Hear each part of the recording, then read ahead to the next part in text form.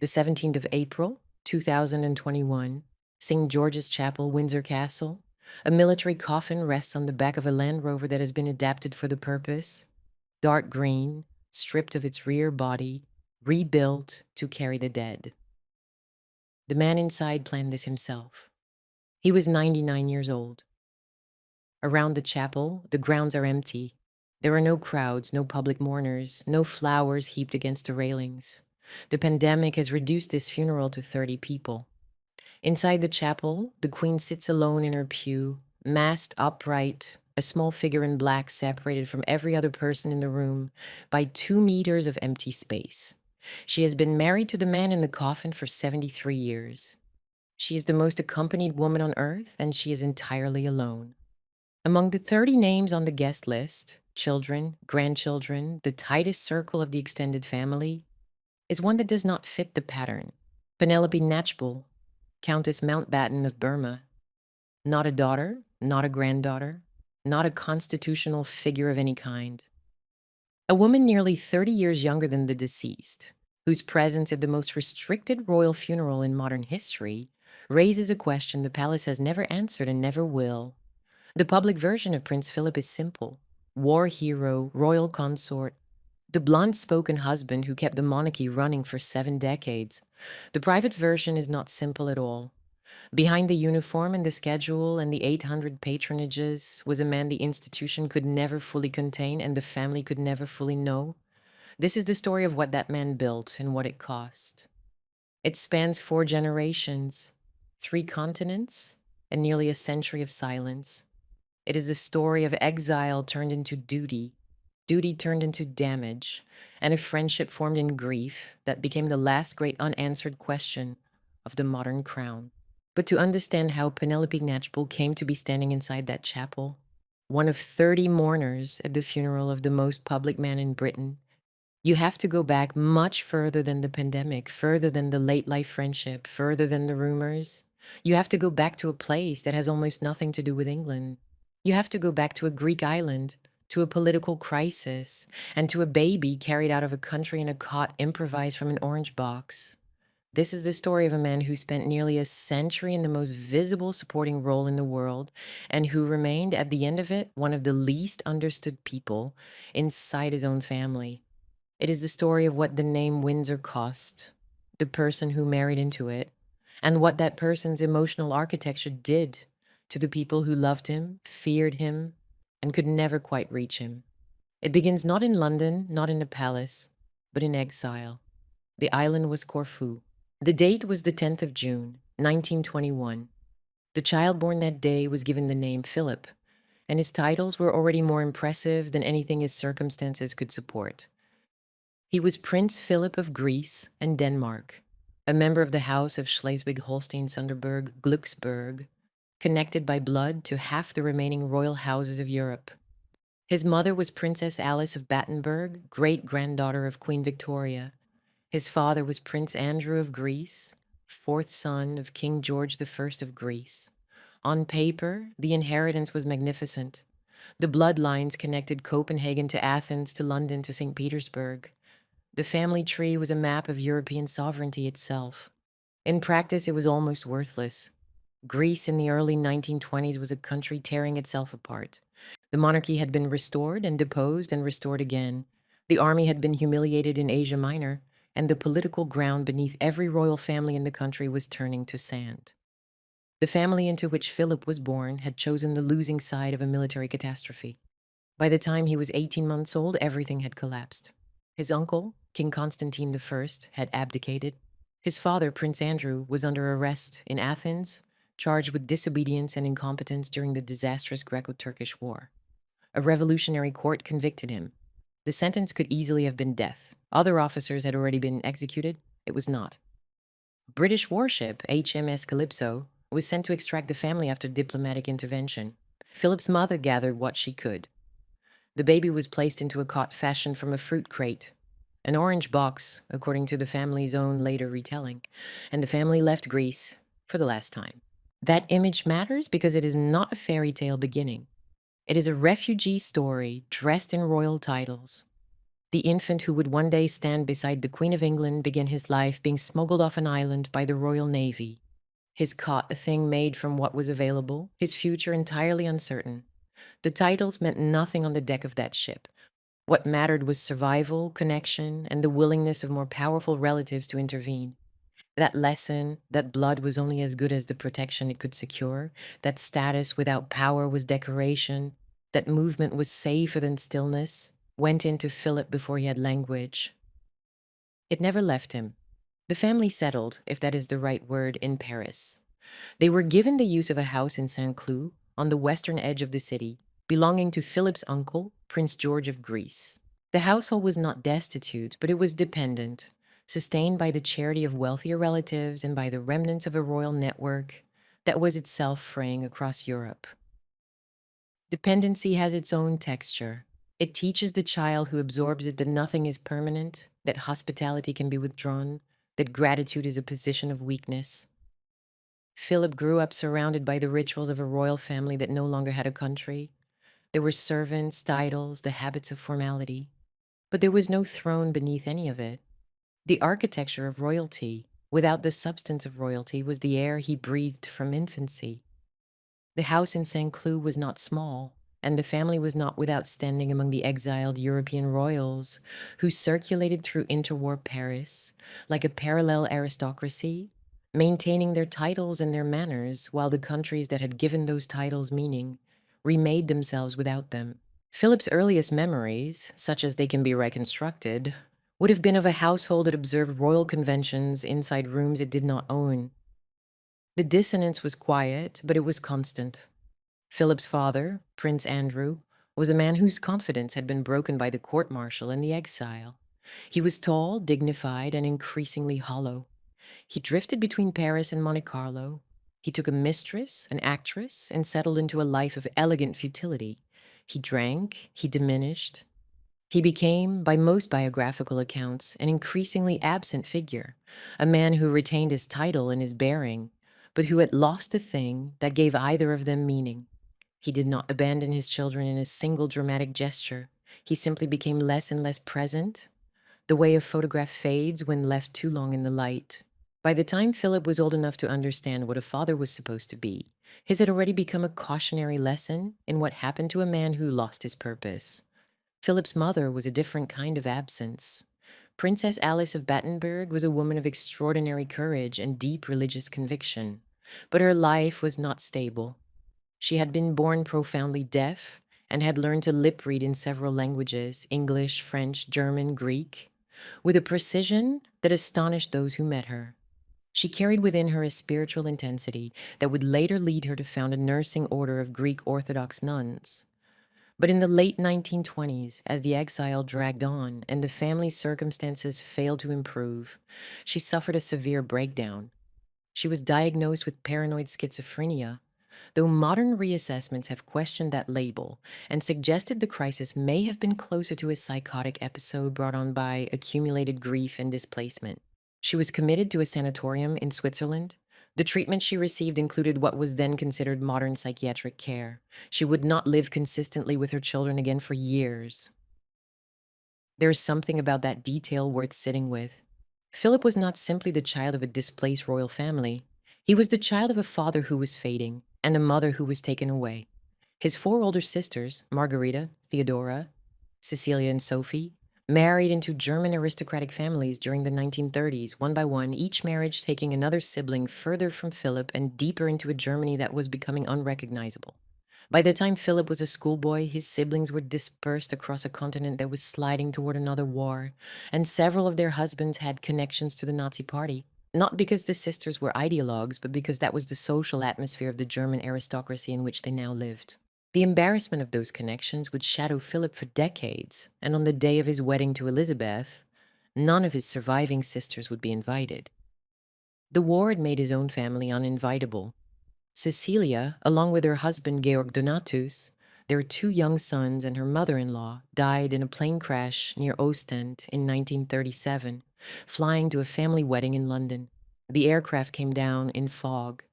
There were no survivors. Philip attended the funeral in Darmstadt. He was 16 years old, walking behind the coffins in a procession that included men in Nazi uniform. The photograph survives, a blond boy in a dark coat, surrounded by a world that was already destroying itself. The family did not hold together. It scattered, it cracked, it died in burning wreckage. And the boy at the center of that scattering learned to attach himself not to people. People left, people broke down, people married into the wrong political alliance, people died, but to institutions. Institutions stayed. Institutions had rules you could learn and satisfy. Institutions told you what was expected and rewarded you for meeting the expectation. People were unreliable, structure was not.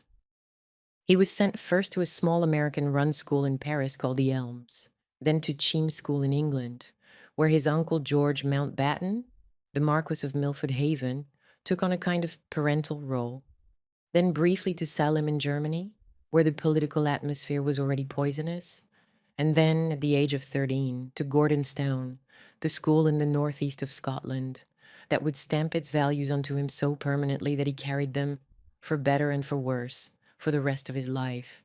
Gordonstown had been founded by Kurt Hahn, a German Jewish educator who had fled the Nazis and who believed that the purpose of schooling was not academic polish, but the formation of character through physical challenge, self-reliance, community service, and exposure to discomfort. The school stood on the Moray coast, exposed to the North Sea wind, surrounded by playing fields and woodland and cold. The students took cold showers. They ran. They sailed. They performed rescue drills. They were expected to keep daily records of their own self-improvement. The ethos was Spartan in the original sense. The body was the instrument, endurance was the measure, and the individual mattered only insofar as he served the community.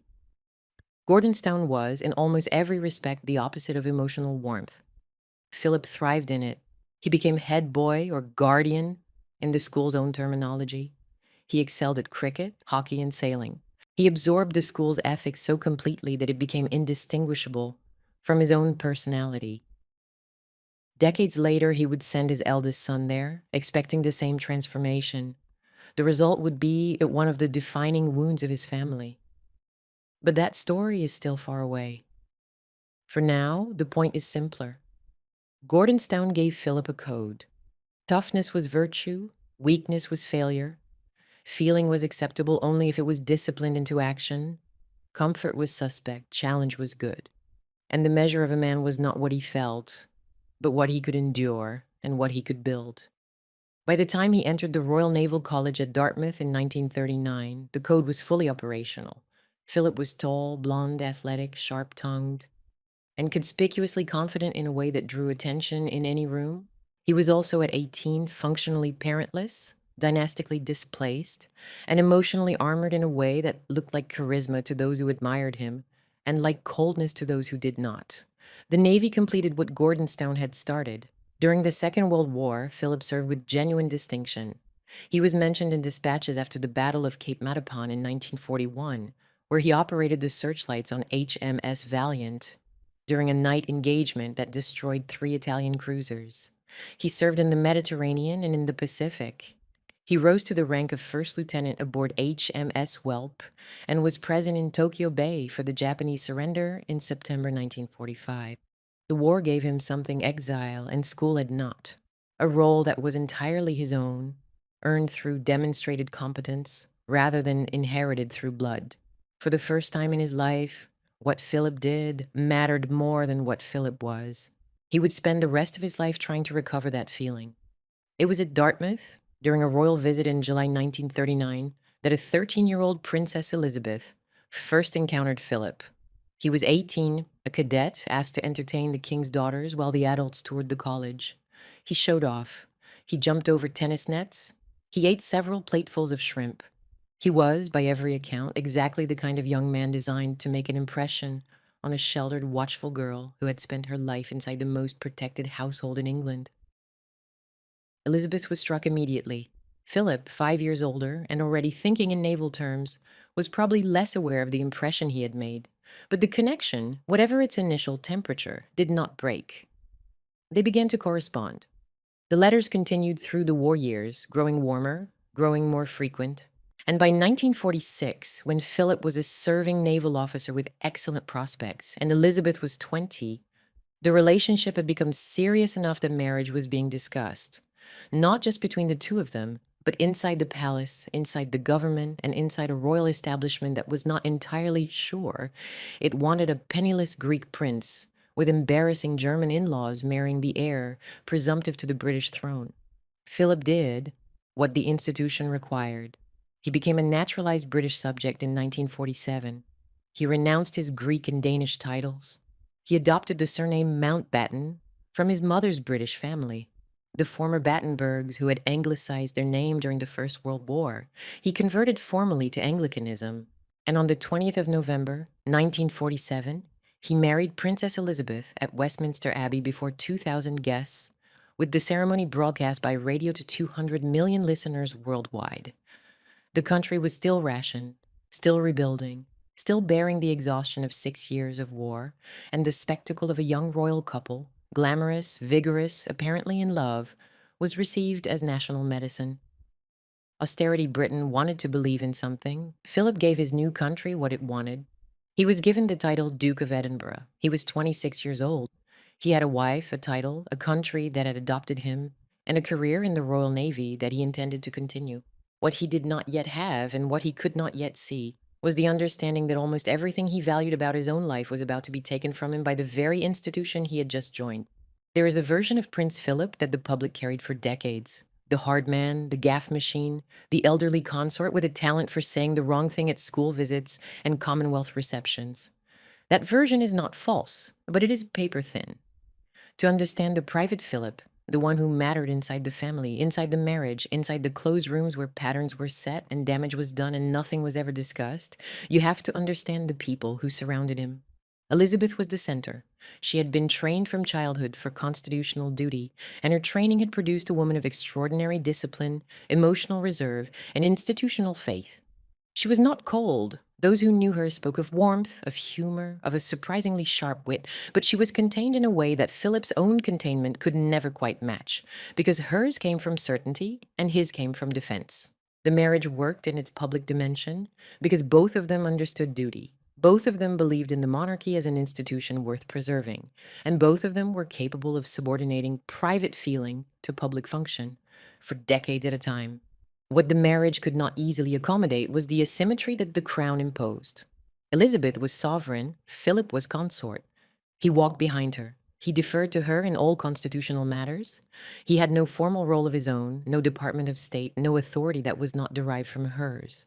For a man whose entire psychological formation had been built around self-reliance, earned competence, and the avoidance of dependence, this was not merely inconvenient. It was a daily confrontation with everything his life had taught him to resist.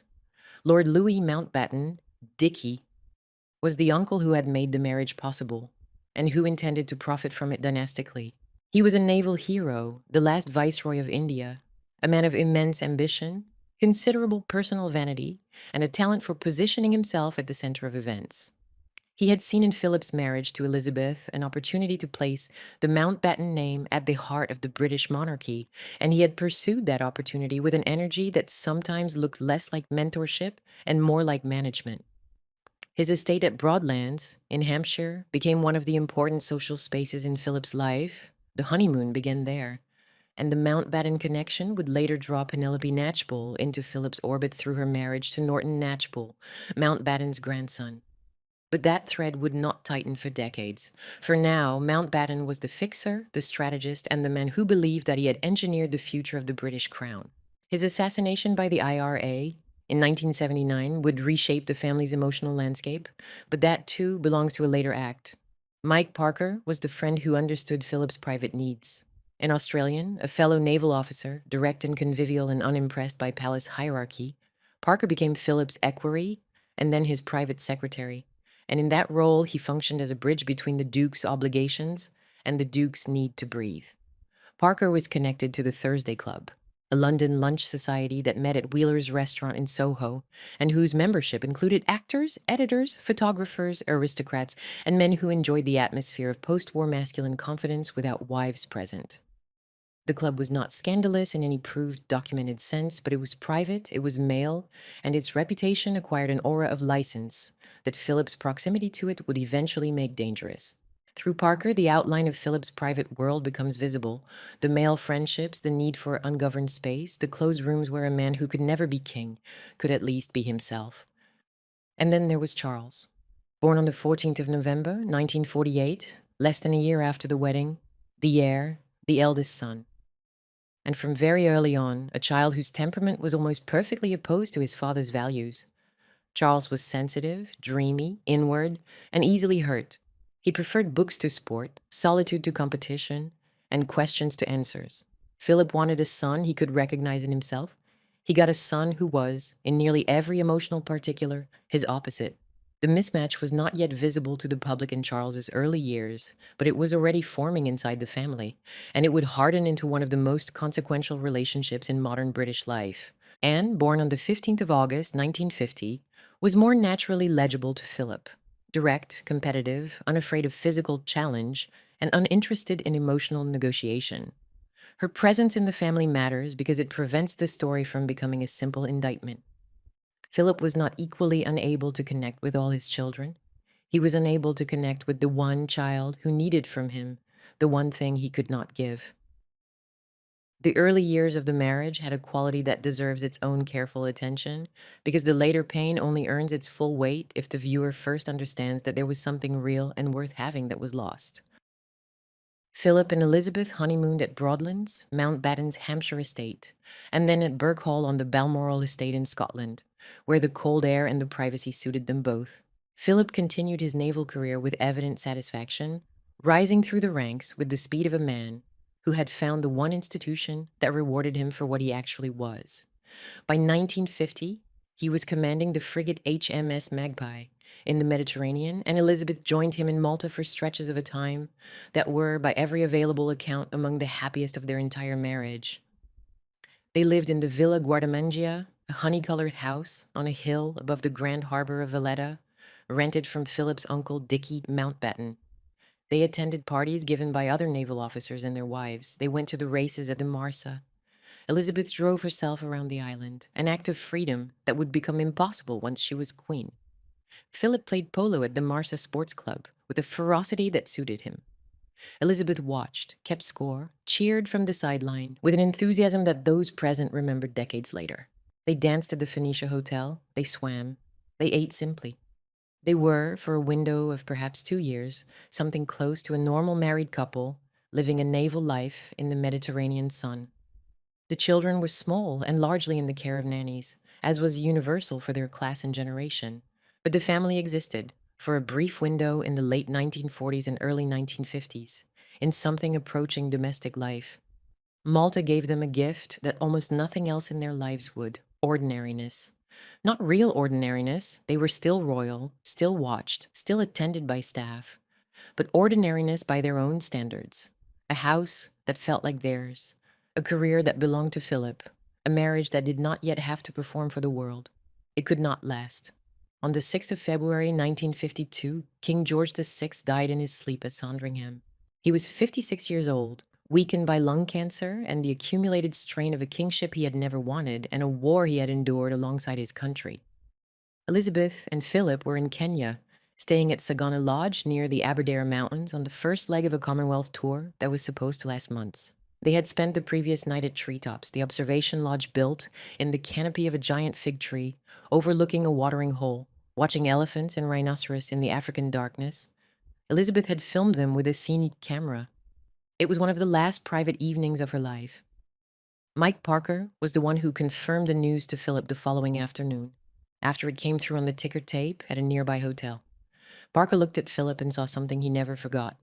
He later said that Philip looked as though the world had collapsed on him, as though someone had hit him with a plank. Philip took Elizabeth into the garden of the lodge. They walked together. He told her. She did not cry, or if she did, no one recorded it. She was 25 years old. She was queen. Philip's naval career was over. The Malta life was over. The small, almost private existence they had managed to build together was finished in the time it took to relay a message. Philip was 30.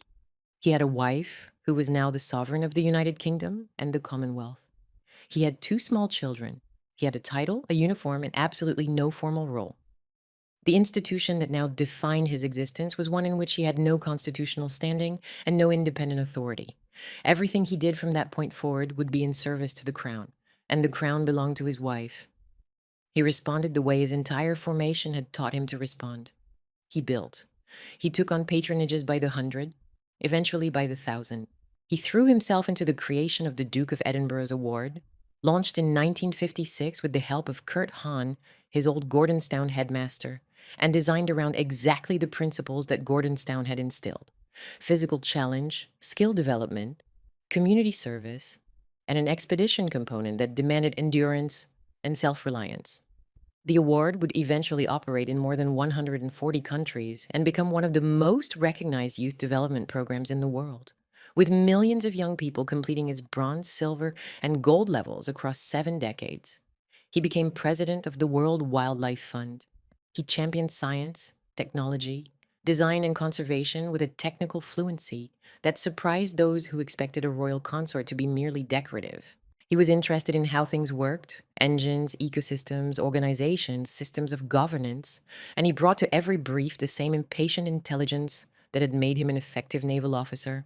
He was, by any institutional measure, extraordinarily productive, and the productivity was real: not performance, not decoration, but genuine achievement measured in organization strengthened, programs created, and causes advanced. But the productivity carried a second meaning that the public rarely examined.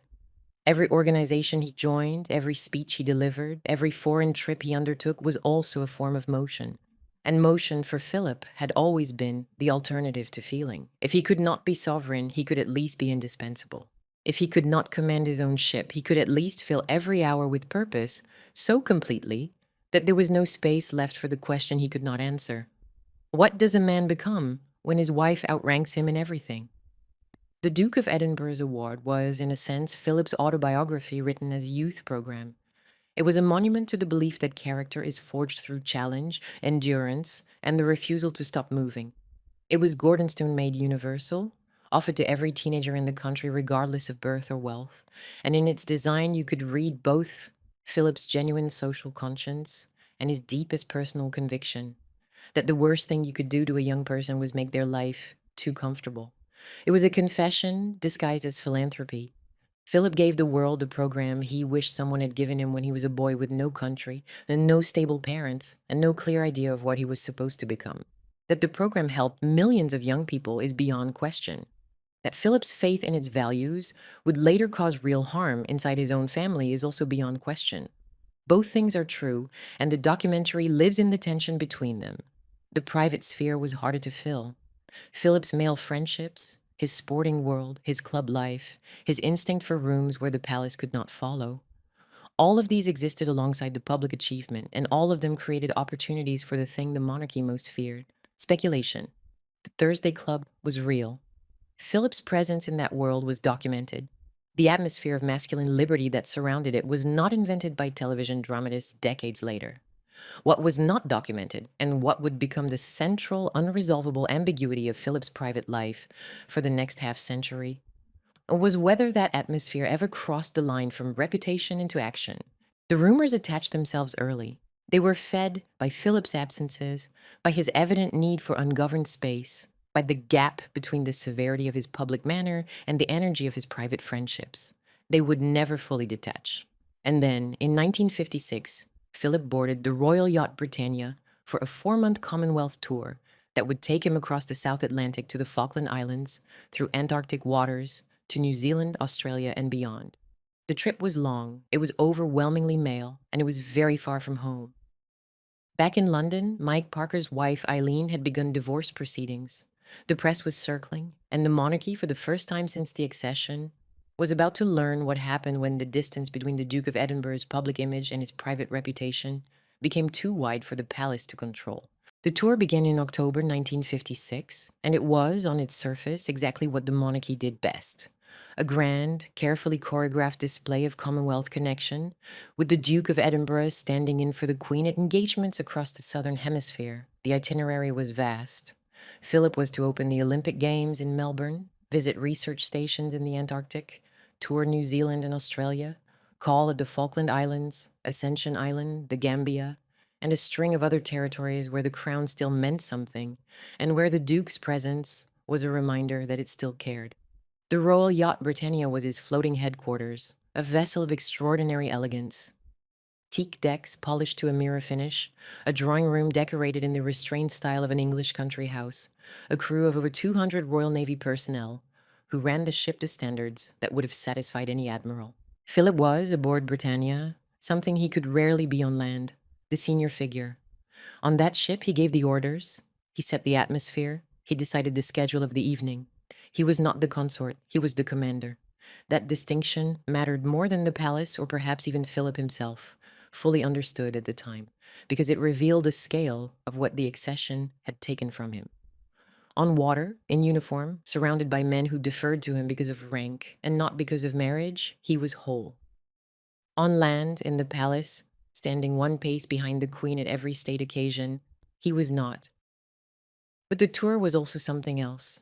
It was 4 months away from home, away from Elizabeth, away from Charles and Anne, away from the daily architecture of a marriage that had become, since the accession, increasingly institutional in its texture.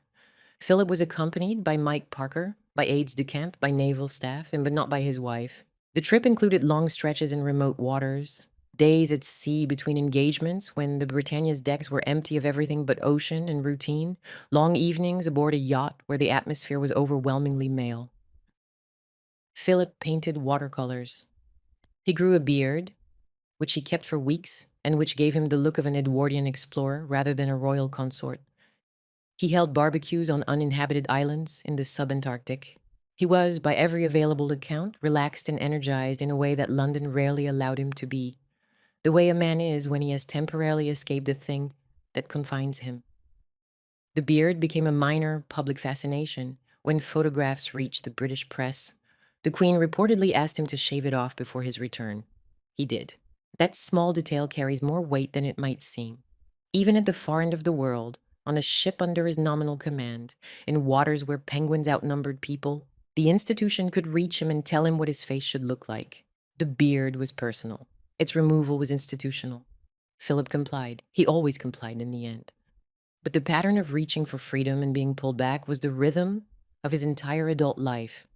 While Philip was away, painting and barbecuing and opening Olympic ceremonies in the southern sun, the life he had left behind in London was developing a crack that would become the first serious threat to the royal marriage's public image. Mike Parker's wife, Eileen, had filed for divorce. The grounds, as they eventually emerged, were adultery. Eileen Parker was not a woman inclined to suffer in silence. She had endured years of Parker's absences, the same absences that Philip's schedule demanded of his private secretary, and she had reached the point where the marriage was no longer tenable. In the ordinary course of British upper-class life in the 1950s, a divorce was socially damaging but survivable, a private misfortune that could be managed with discretion and a few quiet conversations. For the private secretary to the Duke of Edinburgh, it was something far more dangerous, because a divorce on grounds of adultery placed the concept of male infidelity inside the Duke's innermost circle at exactly the moment when the Duke himself was on the other side of the world, unreachable, on a yacht full of men, growing a beard and having what appeared to be rather a good time. There is something about the mechanics of scandal that the documentary needs to make the viewer feel, because understanding those mechanics is essential to understanding the next 40 years of Philip's life. A scandal does not require proof against a principle. It requires proximity. It requires a pattern that the public can read. It requires a gap between the official version and the suspected version that is just wide enough for imagination to fill. And it requires a press that has decided the gap is worth exploring. Parker's divorce provided all of these elements simultaneously. Here was Philip's closest friend, his private secretary, the man who managed his diary and had access to his private life, publicly accused of marital betrayal. Here was the Thursday Club, already whispering in the background of the story, its reputation for masculine license and closed-door socializing now suddenly relevant. Here was the Duke, physically absent on a tour that could easily be read as escape rather than duty. The inference was irresistible, even without a shred of evidence against Philip himself. If Parker was unfaithful, what did that say about the world Parker and Philip shared? If the equerry had strayed, what about the Duke? The question did not need to be answered to do its damage. It only needed to be asked, and once asked, it could never be fully unasked. Fleet Street asked it. The newspapers of the late 1950s operated under different conventions than today's tabloids. There was no phone hacking, no long-lens paparazzi culture in its modern industrial form, no social media to accelerate the cycle. But there was an appetite for royal scandal that the deference of the era could only partially contain. The press had a relationship with the monarchy that was built on mutual utility. The palace provided stories, photographs, and access. The papers provided coverage that reinforced the institution's mystique. But the arrangement depended on both sides maintaining the fiction that the royal family was exactly what it appeared to be. When the fiction developed a crack, the press had to decide whether to paper over it or prize it open. In the case of the Parker divorce, enough papers chose to prize. The divorce was reported. The connection to Philip was noted, not always explicitly, often through implication and careful adjacency, the kind of reporting where what is left unsaid does more work than what is printed. The phrase "the Duke's Circle" appeared in columns. The Thursday Club was mentioned. And the cumulative effect was the creation, for the first time, of a public question mark over the most important marriage in the country. In February 1957, while the Britannia tour was still underway, Parker resigned his position.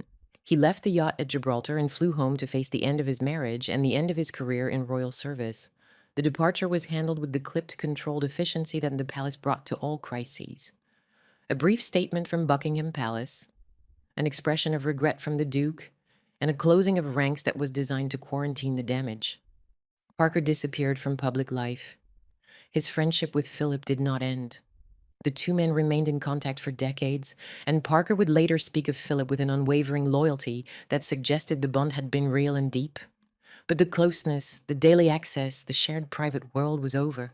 Philip lost, in a single stroke, his most trusted aide, his bridge to the world where the palace could not follow, and the man who had understood, better than anyone else alive, what it cost to be Prince Philip. The loss was personal. The consequences were institutional. The palace's response to the wider rumors was itself a document worth reading carefully.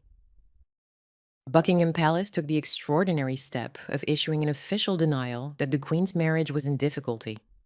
Commander Richard Colville, the Queen's press secretary, a man whose approach to the press was described by those who dealt with him as glacial, released a statement calling the rumors quite untrue. The statement was intended to end the speculation. In practice, it did something more complicated. It confirmed that the speculation had reached a level where the palace felt compelled to respond.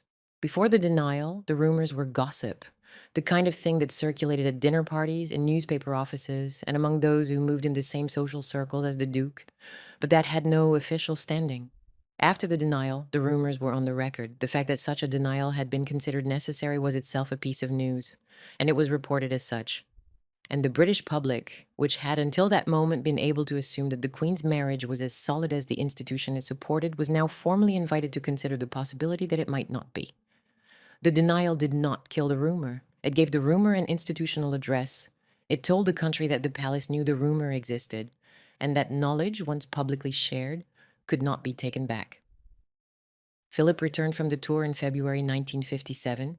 He was reunited with Elizabeth at Lisbon, where the Queen had flown to meet him at the end of a state visit to Portugal. Photographs from the reunion showed them smiling, composed, visibly glad to see each other, the kind of images the palace needed and the press dutifully circulated. He was created a Prince of the United Kingdom by the Queen shortly afterward, a title he had technically lost when he renounced his Greek and Danish ones upon naturalization. The gesture was widely interpreted as Elizabeth's public affirmation of the marriage, a display of confidence designed to close the chapter the Parker crisis had opened. The machinery of public life closed around the episode with practiced smoothness. The marriage continued. The children were brought out for photographs, the official calendar filled. The couple appeared together at state occasions with the same disciplined composure they had always shown. To the casual observer, the crisis was over. The casual observer was not wrong exactly, but was seeing only what the institution wanted seen. Something had changed in the atmosphere surrounding Philip, and it would never entirely change back. Before the Parker episode, Philip's reputation had been of a man who was energetic, blunt, and somewhat unconventional for a royal consort, but fundamentally sound. A modernizer, a doer, a man who brought vigor to an ancient institution. After the Parker episode, a second reputation attached itself to him and became over time inseparable from the first. A man whose private life might contain corridors the public was not permitted to enter, a man who needed escape, a man whose masculine friendships and female acquaintances carried an aura that the palace could manage but never fully dispel. That second reputation was never proved. It was never disproved. And in the ecology of royal gossip, an undisproved suspicion is far more durable than a documented fact because a fact can be contextualized and a suspicion can only be maintained. The years that followed were, paradoxically, among the most publicly brilliant of Philip's entire life, as though the energy that could not find satisfaction in private freedom was redirected with redoubled force into public purpose. The late 1950s and the 1960s saw him expand his institutional footprint to a degree that is difficult to overstate. He was patron or president of nearly 800 organizations by the end of the decade. He gave speeches on science, technology, industry, conservation, education, and the future of the Commonwealth with a directness that was unusual for royal figures and that sometimes crossed into territory the palace found uncomfortable. He told industrialists they were complacent. He told students they were soft. He told audiences at engineering conferences that Britain was falling behind and that complaining about it would not help. He used the word dontopedology, which he claimed to have invented, meaning the science of opening one's mouth and putting one's foot in it, with a self-awareness that humanized him even as his gaffes accumulated over the years. The public image that settled around him during this period was of a man who was useful precisely because he was unpredictable, a necessary counterweight to the Queen's studied constitutional neutrality. A figure who could say what the sovereign could not, and who gave the monarchy a dimension of engagement with the modern world that it would otherwise have lacked entirely. But the usefulness came at a price that was paid not by Philip, but by the people closest to him. His schedule was punishing. His absences from home were frequent and prolonged, measured not in days but in weeks and months. The combination of institutional productivity and physical distance created, inside the family, a pattern that the children absorbed according to their own temperaments, but that all of them felt. Their father was important, admired by strangers, devoted to his public work, and very often not at home. When he was at home, he brought with him the same impatience, the same intolerance for hesitation, the same expectation that competence and decisiveness were the measures of human worth. Dinner at the palace could be an ordeal for a child who did not have a ready answer to a question about current affairs, or who showed too plainly that he would rather be somewhere else. Philip did not set out to intimidate his children. He set out to prepare them. The difficulty was that his idea of preparation had been forged in circumstances so extreme. Exile, maternal absence, wartime combat, that applying it to children growing up in Buckingham Palace produced effects he may not have anticipated and certainly did not know how to correct. He found private pleasures that sustained him through the long middle years of the marriage. Polo occupied him seriously through the 1960s and into the 70s. He played at Cowdray Park in Sussex, at Smith's Lawn in Windsor Great Park, at clubs and grounds across the country, with a competitive ferocity that matched his temperament and that left him, according to those who played alongside him, genuinely difficult to be around when he lost. The sport gave him physical release, male camaraderie, and the satisfaction of mastering a discipline that rewarded courage, precision, and tactical aggression. When his body could no longer absorb the punishment of polo, a sport that is ruthless on aging joints and backs, he turned in the early, dirty 1980s to competitive carriage driving, a discipline that combined horsemanship with engineering precision. The carriages had to be built and maintained to exact specifications. The marathon courses required navigational calculation under physical pressure. The competition attracted a particular kind of person, technically minded, physically brave, impatient with anything approximate. Philip was naturally very good at it. Carriage driving would later become the connective tissue between Philip and Penny Knatchbull, drawing them together through a shared discipline into a companionship that the gossip machine would interpret according to its own logic. But that thread was still years away from tightening. For now, it was simply another space where Philip could be excellent at something that belonged entirely to him. Balmoral was the family's private landscape, the one place where the apparatus of the crown loosened enough to allow something approaching domesticity. Philip made the estate his domain. He managed the land with hands-on energy, walking the moors, supervising the stalking, planting trees, thousands of them, over decades, an act of long-term stewardship that was quietly one of the most characteristic things he ever did. He drove Land Rovers across the Scottish hills at speeds that alarmed his passengers and occasionally his protection officers. He barbecued with the seriousness of a man who treated outdoor cooking as a technical problem rather than a social pastime. The right cuts of venison, the right temperatures, the right amount of smoke. The Balmoral barbecues became one of the few family rituals that people who knew the household remembered with uncomplicated fondness. They were Philip's events. He cooked, he served, he poured the drinks. He was in charge. The informality was itself a kind of defiance, a rejection of the protocol that governed everything else in his life, and the relief of it was visible to everyone who witnessed it. At Balmoral, the Duke of Edinburgh was allowed to be simply a man with strong opinions about how to grill a sausage, and that simplicity, rare and jealously guarded, was one of the things that kept him sane. Andrew was born on the 19th of February 1960, and Edward on the 10th of March 1964, completing the family at 4 children spread across 16 years. The age gap between Charles and Edward was itself a kind of geological feature within the household. The older two and the younger two grew up in overlapping but meaningfully different eras of the family's life. Charles and Anne belonged to the early marriage, to the Malta years and the shock of the accession and the adjustment that followed. Andrew and Edward belonged to a louder, more settled period, when Elizabeth had grown fully into her role and Philip had found his institutional rhythm. Those who observed the family noted that Philip seemed more relaxed with the younger boys, perhaps because the weight of dynastic expectation sat less heavily on them, perhaps because he had mellowed, perhaps because Andrew, in particular, shared something of his father's physical confidence and taste for adventure. But the difference also meant that Charles, as the eldest, had borne the heaviest weight of Philip's expectations during the years when Philip's own frustration with his subordinate role had been most acute. The eldest son had been the testing ground for the father's philosophy, and the test had not gone well. But the private rhythms of the family also contained, beneath the barbecues and the country walks, the early formations of the dynamic that would cause the most lasting internal damage. Charles was growing. He was 8 when the Parker crisis erupted, old enough to absorb the atmospheric disturbance even if he could not name it.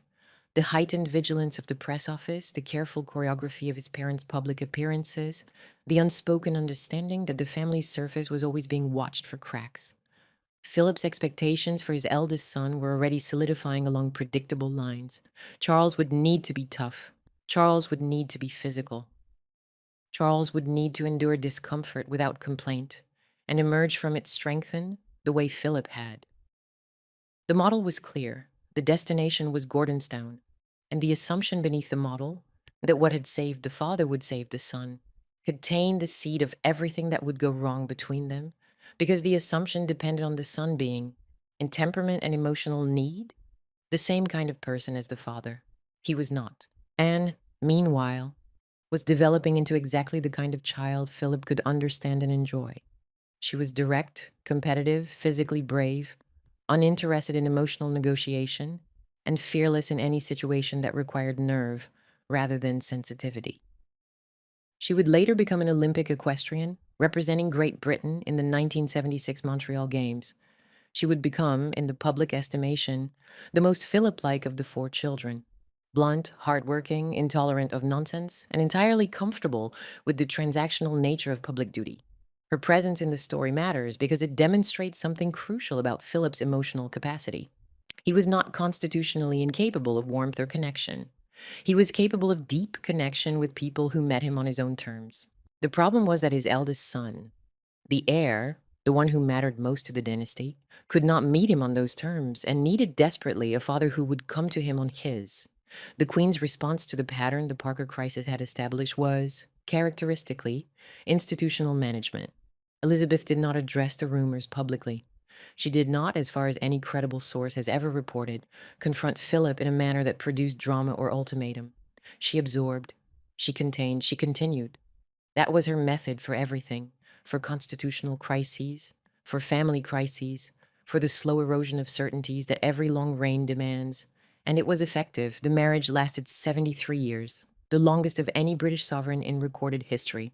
But effectiveness is not the same thing as painlessness, and the documentary should resist the temptation to narrate Elizabeth as either a saint who suffered in noble silence or a pragmatist who was entirely untroubled by the speculation. The more honest reading is that Elizabeth understood the bargain the crown had imposed. She had married a man whose temperament required more room than the institution could comfortably provide. And she had decided that at some point that no biographer has been able to date, that the marriage and the monarchy mattered more than whatever Philip did or did not do in the hours the palace could not see. That decision was not weakness, it was not denial. It was strategy applied to a marriage, and it held for 7 decades. Philip's name, in the years and decades that followed, continued to surface in connection with other women. The names accumulated over the years like footnotes in a biography that never reached a conclusion. Pat Kirkwood, the musical theater actress, was alleged to have dined privately with Philip after being introduced by Barron, the society photographer who served as an unofficial court photographer. Kirkwood spent years denying the affair and was reportedly furious at the insinuation, once demanding that the palace issue a denial on her behalf, a denial the palace never provided because the palace's policy was to say nothing and thereby say everything. Hélène Corday, a childhood friend from the Paris years, appeared on the fringes of the story, a woman who had known Philip since he was a boy, who later had children whose paternity was the subject of gossip and who never confirmed anything. Sasha Hamilton, the Duchess of Abercorn, acknowledged a close friendship with Philip while categorically denying it was sexual, describing the relationship as one of intellectual and spiritual intimacy, a bond between two people who discussed religion, philosophy, and meaning with a seriousness that the tabloid mind could not accommodate. Each name added a layer to the legend. None of the names provided proof, and the absence of proof became, over time, almost as generative of speculation as proof would have been, because it left the question permanently, maddeningly open. The early consequences of the Parker crisis were not dramatic, because drama was precisely what the institution was designed to prevent. There was no confrontation, no separation, no visible rupture in the fabric of the marriage or the monarchy. The consequences were structural, atmospheric, and slow. They settled into the family like damp into the walls of an old house, invisible from the outside, corrosive from within.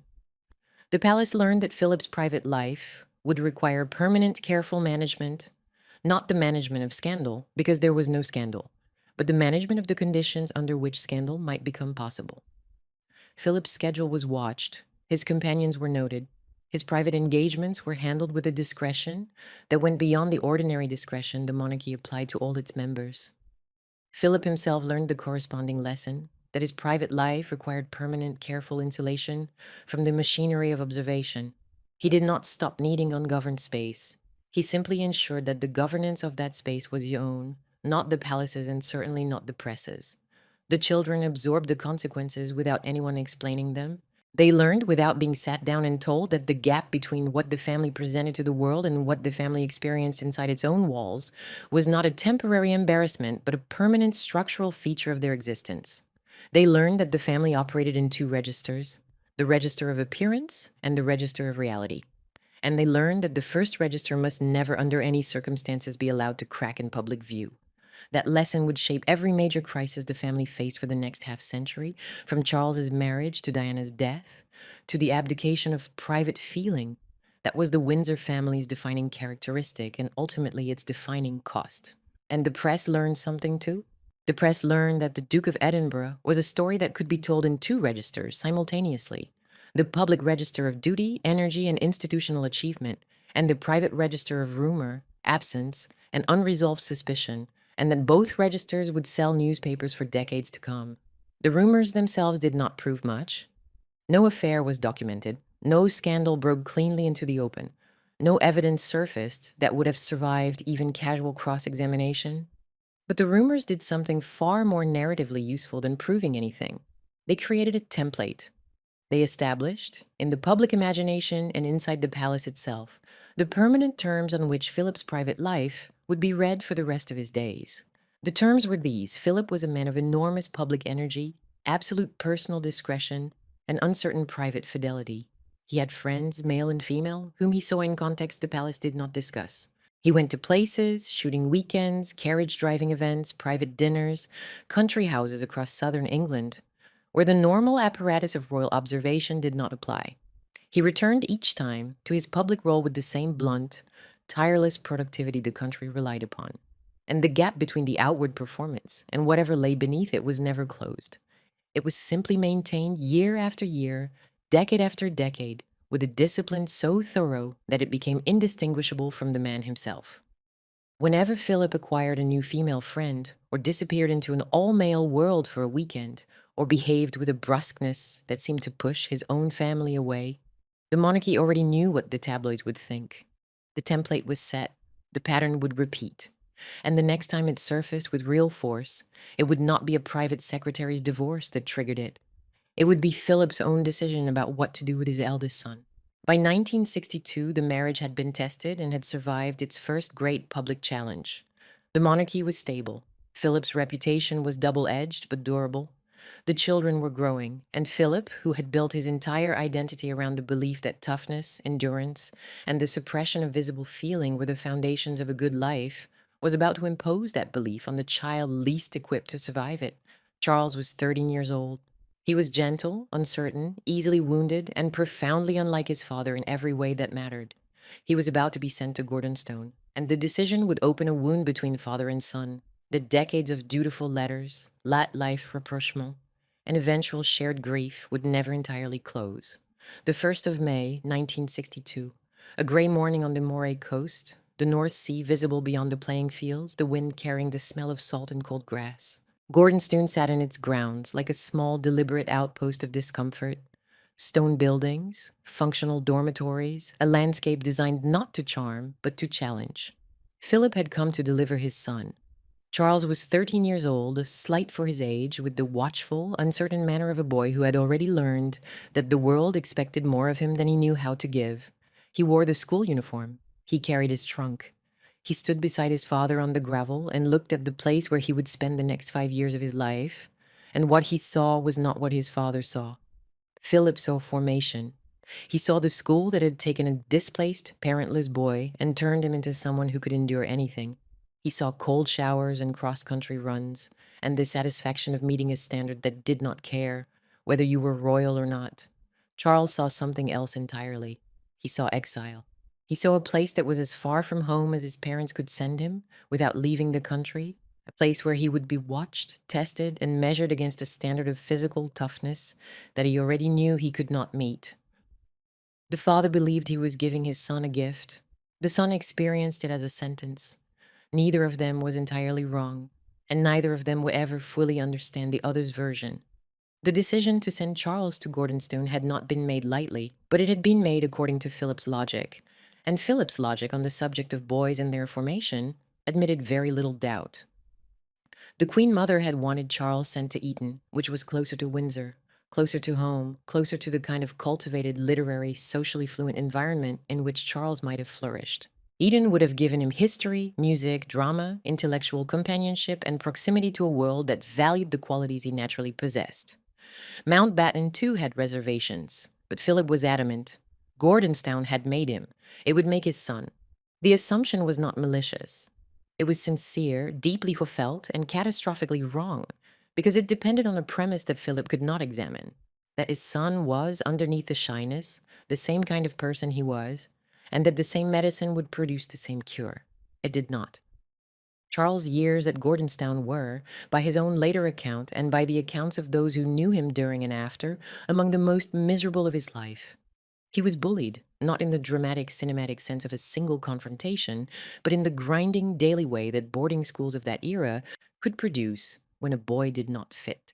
The other boys, many of whom were the sons of Scottish landowners, industrialists, and military families, saw in the heir to the throne not a companion, but an anomaly, someone whose privilege made him conspicuous and whose temperament made him vulnerable.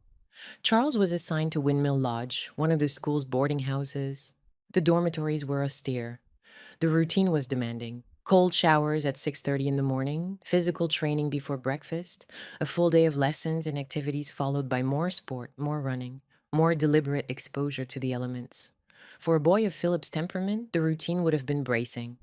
For a boy of Charles's temperament, it was a daily exercise in endurance without reward. He was not fast. He was not physically imposing. He had no gift for the casual aggression that earned respect in a schoolboy hierarchy built around toughness and the suppression of complaint. He was bookish, introspective, interested in art and music and the natural world, And those interests in the culture of Gordonstown in the 1960s were not assets, they were liabilities. Boys who liked books were not admired at Gordonstown. Boys who played the cello were suspect. Boys who seemed to feel things too visibly were targets. Charles was all three, and his royal status made the targeting worse because the other boys could not bully a future king through normal physical dominance.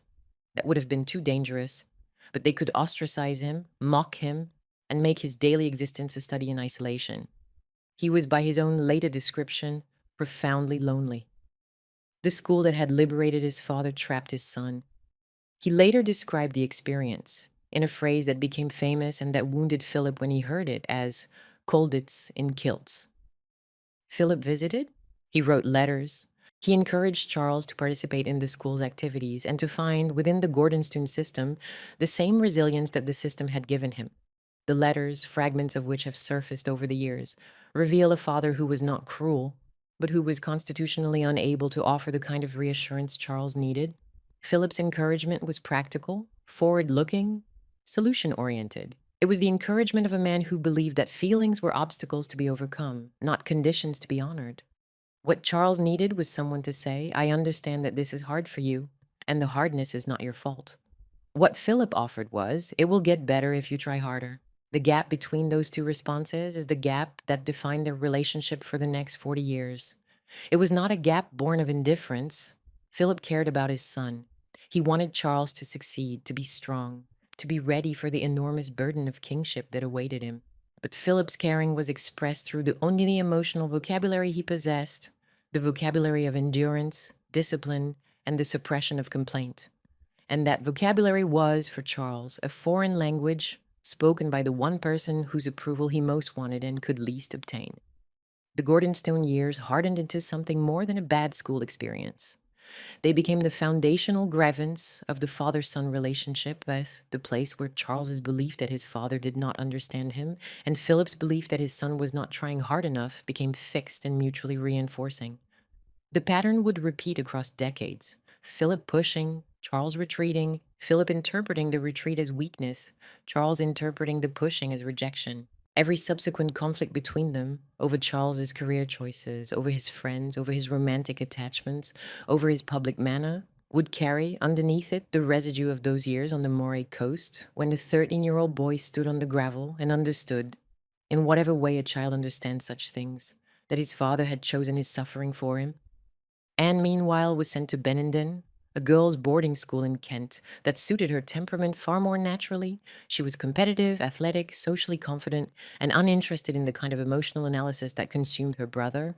At Benenden, she rode, she played lacrosse, she made friends with the directness that would characterize her entire public life.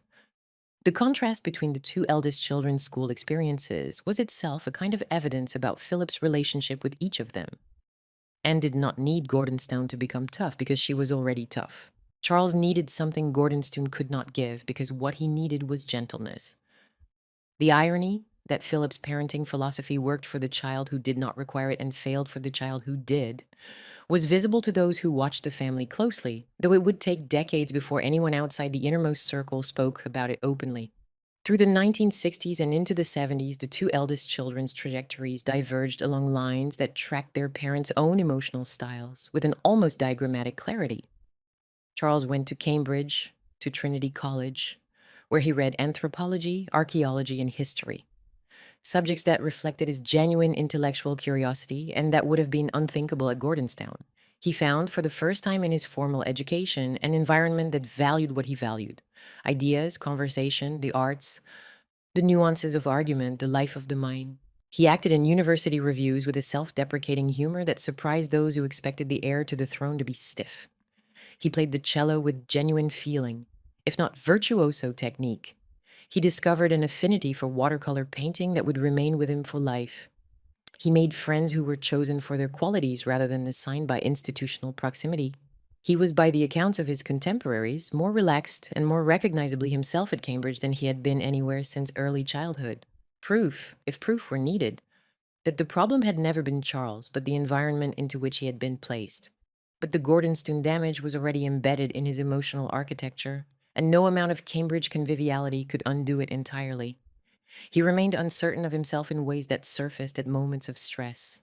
He was easily bruised by criticism and hungry for approval in a way that could make him vulnerable to manipulation. He was inclined to seek out older mentors, figures of paternal authority, who could offer the warmth and encouragement his own father had withheld. Mountbatten became the most important of these surrogate figures. By the mid 1970s, the relationship between Charles and his great uncle had deepened into something that looked from the outside more like a father son bond than the one Charles actually had. Mountbatten, who was by then in his late 70s and still possessed of enormous personal charm and strategic intelligence, treated Charles with a combination of affection, worldly advice, and emotional attention that Philip had never been able to provide. He listened. He counseled. He took Charles's feelings seriously. He was not embarrassed by sensitivity. The relationship was not without its own complexities. Mountbatten was, as always, pursuing his own interests alongside Charles's well-being, and his advice on marriage and duty was shaped by dynastic calculation as much as personal concern. But for Charles, the bond was sustaining in a way that nothing else in his family life was. Philip observed this relationship from a distance. What he felt about it is not a matter of record, but it is difficult to imagine that a man of Philip's pride could watch his eldest son find in an uncle what the son had failed to find in his father without some mixture of acceptance and injury. Anne took a different path entirely. She committed herself to equestrian sport with a single-mindedness that Philip recognized and admired. By the early 1970s, she was competing at the highest levels of three-day eventing, and in 1976 she represented Great Britain at the Montreal Olympics. She married Captain Mark Phillips in 1973, a fellow equestrian, in a ceremony at Westminster Abbey that drew a global television audience. Her public manner was direct to the point of brusqueness, a quality the press alternately criticized and celebrated. And her relationship with Philip remained throughout one of mutual legibility. They understood each other. They spoke the same emotional language. And her success, both sporting and institutional, gave Philip the satisfaction of seeing his values vindicated in at least one of his children, even as those values were failing, spectacularly, in another. The 1970s also brought a figure into the wider family orbit who would not become central to Philip's story for another decade, but whose entrance the documentary needs to register now, because without it, the later chapters will feel abrupt. In 1979, Penelope Eastwood married Norton Knatchbull, the grandson of Lord Mountbatten, at Broadlands, the same Hampshire estate where Philip and Elizabeth had begun their honeymoon 32 years earlier. Penny was 26 years old, the daughter of Reginald Eastwood, a businessman. She was educated, attractive, and possessed of a quiet social confidence that suited the aristocratic world she was entering. Norton was Mountbatten's heir, the man who would inherit the Broadlands estate and the Mountbatten title. The marriage folded Penny into the royal Mountbatten web at a moment of extraordinary violence, because just 2 months before the wedding, on the 27th of August, 1979, Lord Mountbatten had been assassinated by the Provisional IRA. The bomb that killed Mountbatten was planted on his fishing boat, Shadow 5, in the harbour at Mullaghmore, County Sligo, in the west of Ireland. It was a bank holiday Monday. Mountbatten, who was 79 years old and who had been spending summers at Classybone Castle for decades, had taken the boat out that morning with members of his family and a local boy who sometimes helped with the lobster pots. The bomb was detonated by remote control as the boat cleared the harbor. The explosion was catastrophic. Mountbatten was killed instantly. His 14-year-old grandson, Nicholas Knatchbull, Norton's younger brother, was killed. A 15-year-old local boy, Paul Maxwell, who had been working on the boat, was killed. The Dowager Baroness Brabourne, Norton's 83-year-old grandmother, died the following day in hospital from her injuries. Norton himself was badly injured. His wife Patricia, Mountbatten's elder daughter, was injured. The attack was claimed by the Provisional IRA, and on the same day, 18 British soldiers were killed in an ambush at Warren Point in Northern Ireland.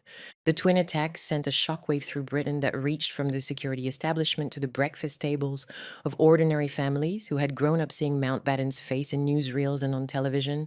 For Philip, the loss of Mountbatten was the loss of the man who had shaped his path into British life more than anyone else alive. Mountbatten had been the uncle who fixed things, who opened doors, who brokered the naturalization and the marriage, who saw in Philip the instrument of a dynastic strategy he had been pursuing since before the war. Their relationship had been complicated, Mountbatten's ambition sometimes overreached, his vanity could be wearing, and Philip did not always appreciate the implication that he was a piece on someone else's chessboard. But the bond was real, and its severance was felt. Philip processed the loss the way he processed all loss, privately, stoically, and with an absolute refusal to display grief in any form that could be interpreted as weakness. He attended the funeral, he stood with the family, he said what needed to be said, and then he carried on. Because carrying on was the only response his emotional vocabulary could produce. For Charles, the murder was devastating in a different and more visible way. He had lost the man who came closest to being the father he wished he had, the man who listened, who encouraged, who treated Charles's sensitivity not as a defect, but as a quality worth cultivating. Charles later described Mountbatten's death as one of the most agonizing experiences of his life. Those who were close to him at the time said the grief was deep, visible, and prolonged in a way that Philip's grief never was. And the contrast between the two men's responses to the same loss was itself a kind of summary of everything that separated them. Philip contained. Charles wept.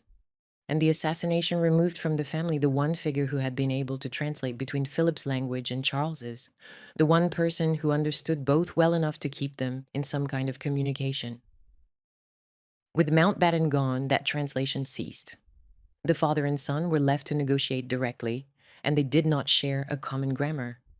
For Penny Knatchbull, the Mountbatten assassination was the violent preamble to her marriage and her entry into a family that was already marked by loss and saturated with the particular kind of grief that public people carry differently from private ones, grief that must be performed and contained simultaneously, grief that the cameras witness before the mourners have finished absorbing it.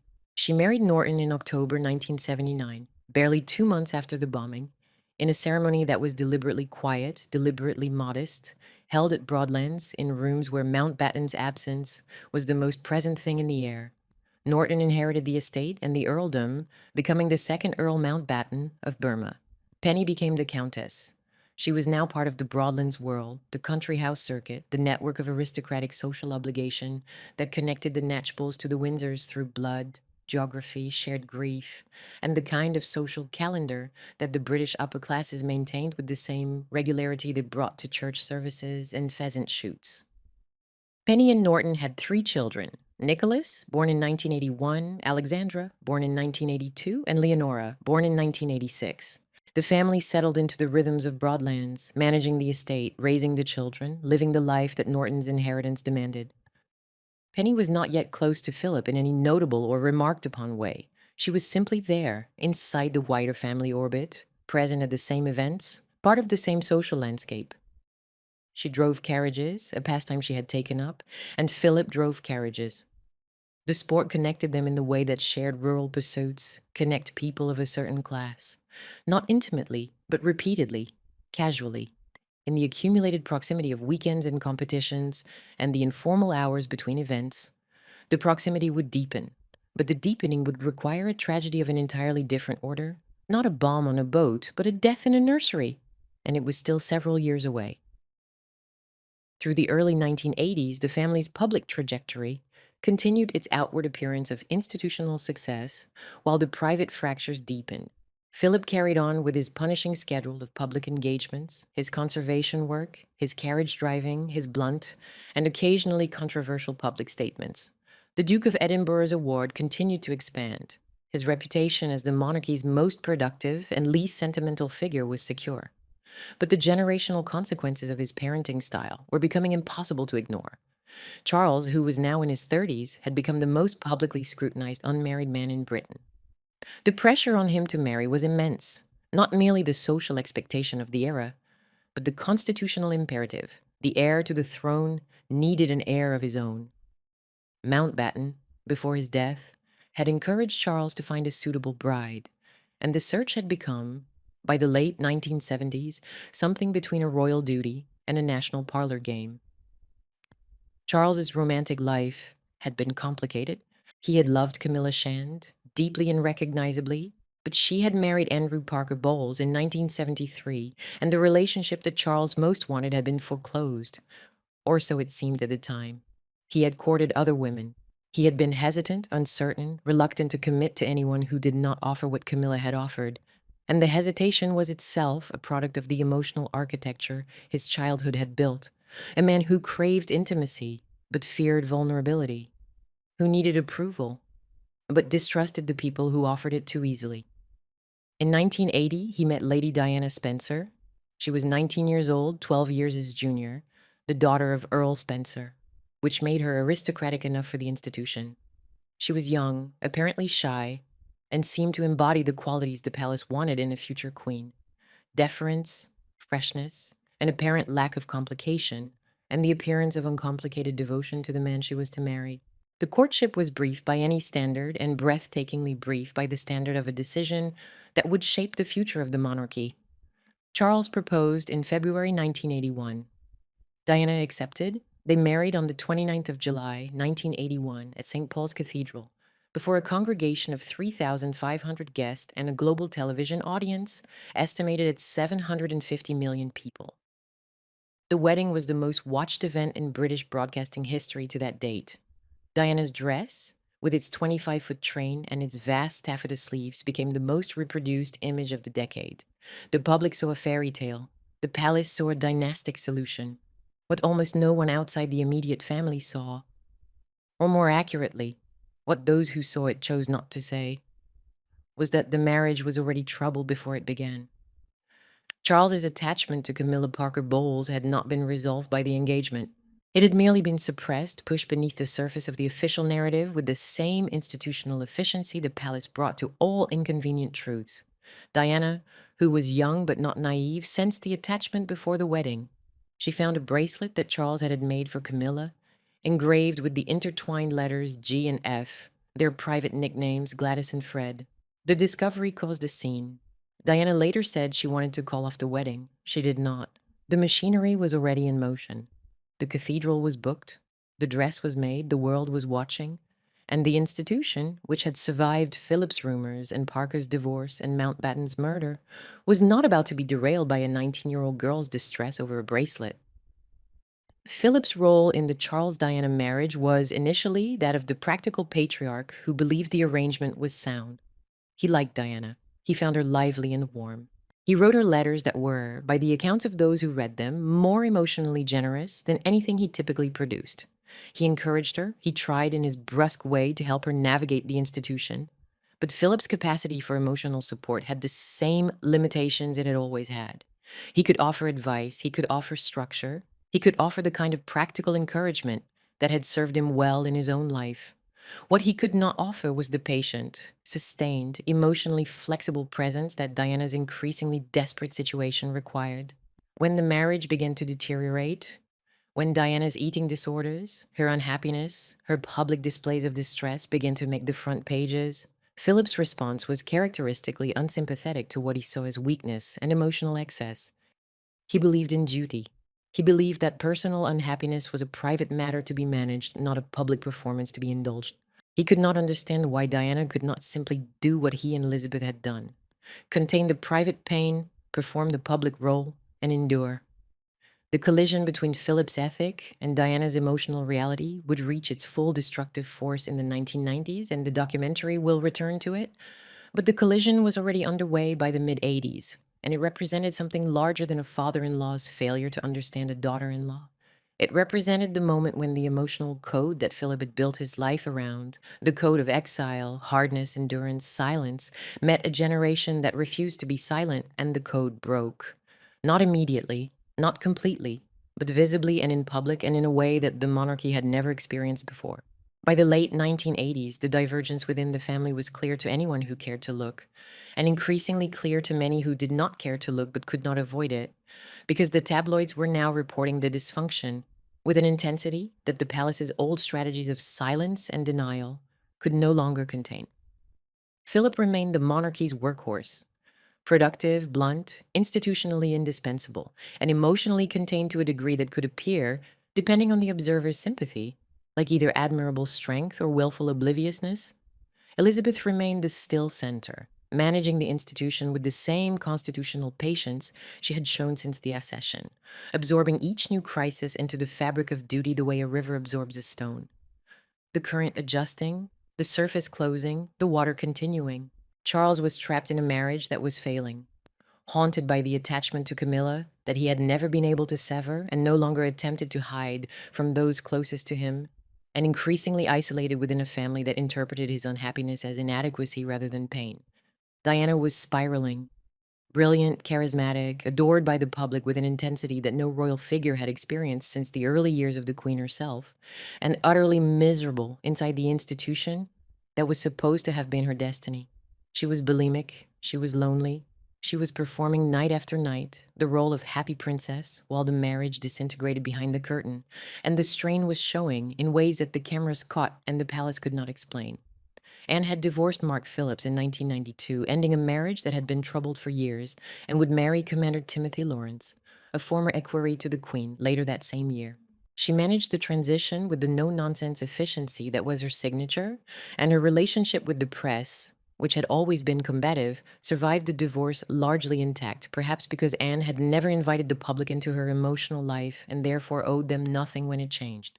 Andrew had married Sarah Ferguson in 1986, in a wedding that was supposed to add a second glamorous young couple to the royal roster. The marriage had started well.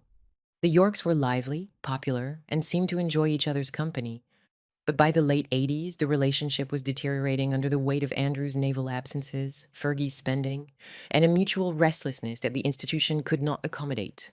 Edward, the youngest, was finding his own path with less drama, but also less distinction, having left the Royal Marines after a few months of training and turned toward the arts and eventually television production, a career choice that Philip reportedly found difficult to respect. The family that Philip had helped to build, that he had supported with decades of institutional labor, that he had held together through sheer force of productivity and the refusal to examine what could not be fixed. That family was coming apart, not in a single catastrophic event, not in an explosion like the bomb that killed Mountbatten, but person by person, marriage by marriage, headline by headline, the architecture was failing.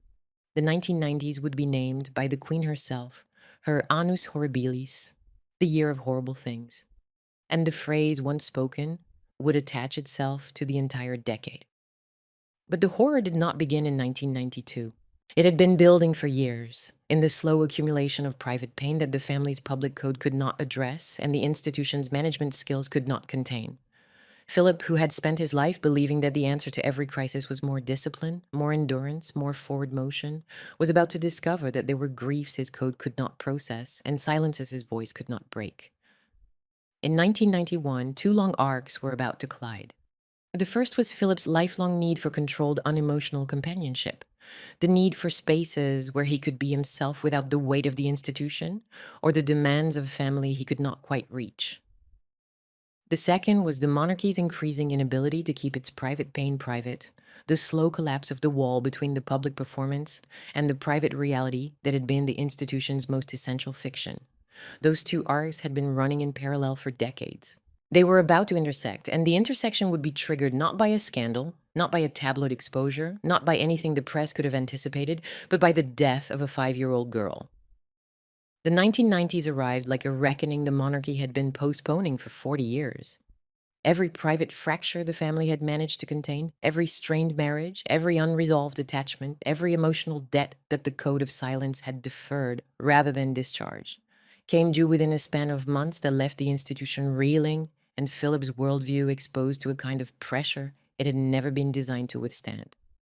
The Charles-Diana marriage, which had been deteriorating behind the palace walls for years, became public property in a way that no royal crisis had been since the abdication.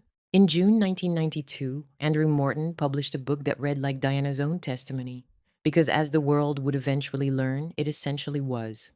Diana had cooperated secretly, feeding Morton her account of the marriage through an intermediary, and the portrait that emerged was devastating. The bulimia, the loneliness, the self-harm, the despair of a young woman trapped inside an institution that could not accommodate her pain and a marriage in which her husband's heart had never belonged to her. The book detonated in the press. The palace scrambled. Philip, who had by this point been managing royal crises for 4 decades, found himself facing something entirely outside his experience. A member of the family who had chosen to speak publicly and emotionally about what happened behind closed doors. Philip's response, as reconstructed from those who were present and from correspondence that later became partially public, was revealing. He wrote Diana letters. The letters were not cruel, but they were characteristically Philip.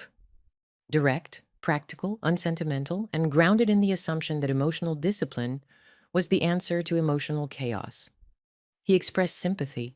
He acknowledged that the marriage was difficult, but his framework remained the framework of his entire life. Duty came first, private feelings were private, and the institution must be protected.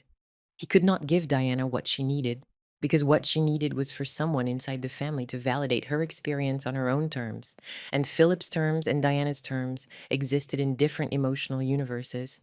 He saw a woman who was failing in her duty. She saw a family that was failing her as a human being. Both perceptions contained truth. Neither could accommodate the other. The year 1992 earned its title. In March, Andrew and Sarah Ferguson announced their separation, adding a second collapsing royal marriage to the public ledger. In April, Anne's divorce from Mark Phillips was finalized. In June, Morton's book exploded. In November, Windsor Castle caught fire, not through any human malice, but through an electrical fault in the private chapel. And the blaze, which burned for 15 hours and damaged or destroyed more than 100 rooms, became an image so perfectly suited to the monarchy's condition that no scriptwriter could have improved upon it. The family home, literally in flames, while the institution it symbolized was burning in a different and less reparable way. The Queen, in a speech at the Guildhall 4 days after the fire, used the phrase annus horribilis, her horrible year, and the Latin gave the catastrophe a dignified label that could not disguise the scale of what had gone wrong. Philip stood beside her. He had been beside her for 45 years. He would stand beside her for nearly 30 more. But the year had revealed something that his presence could not fix.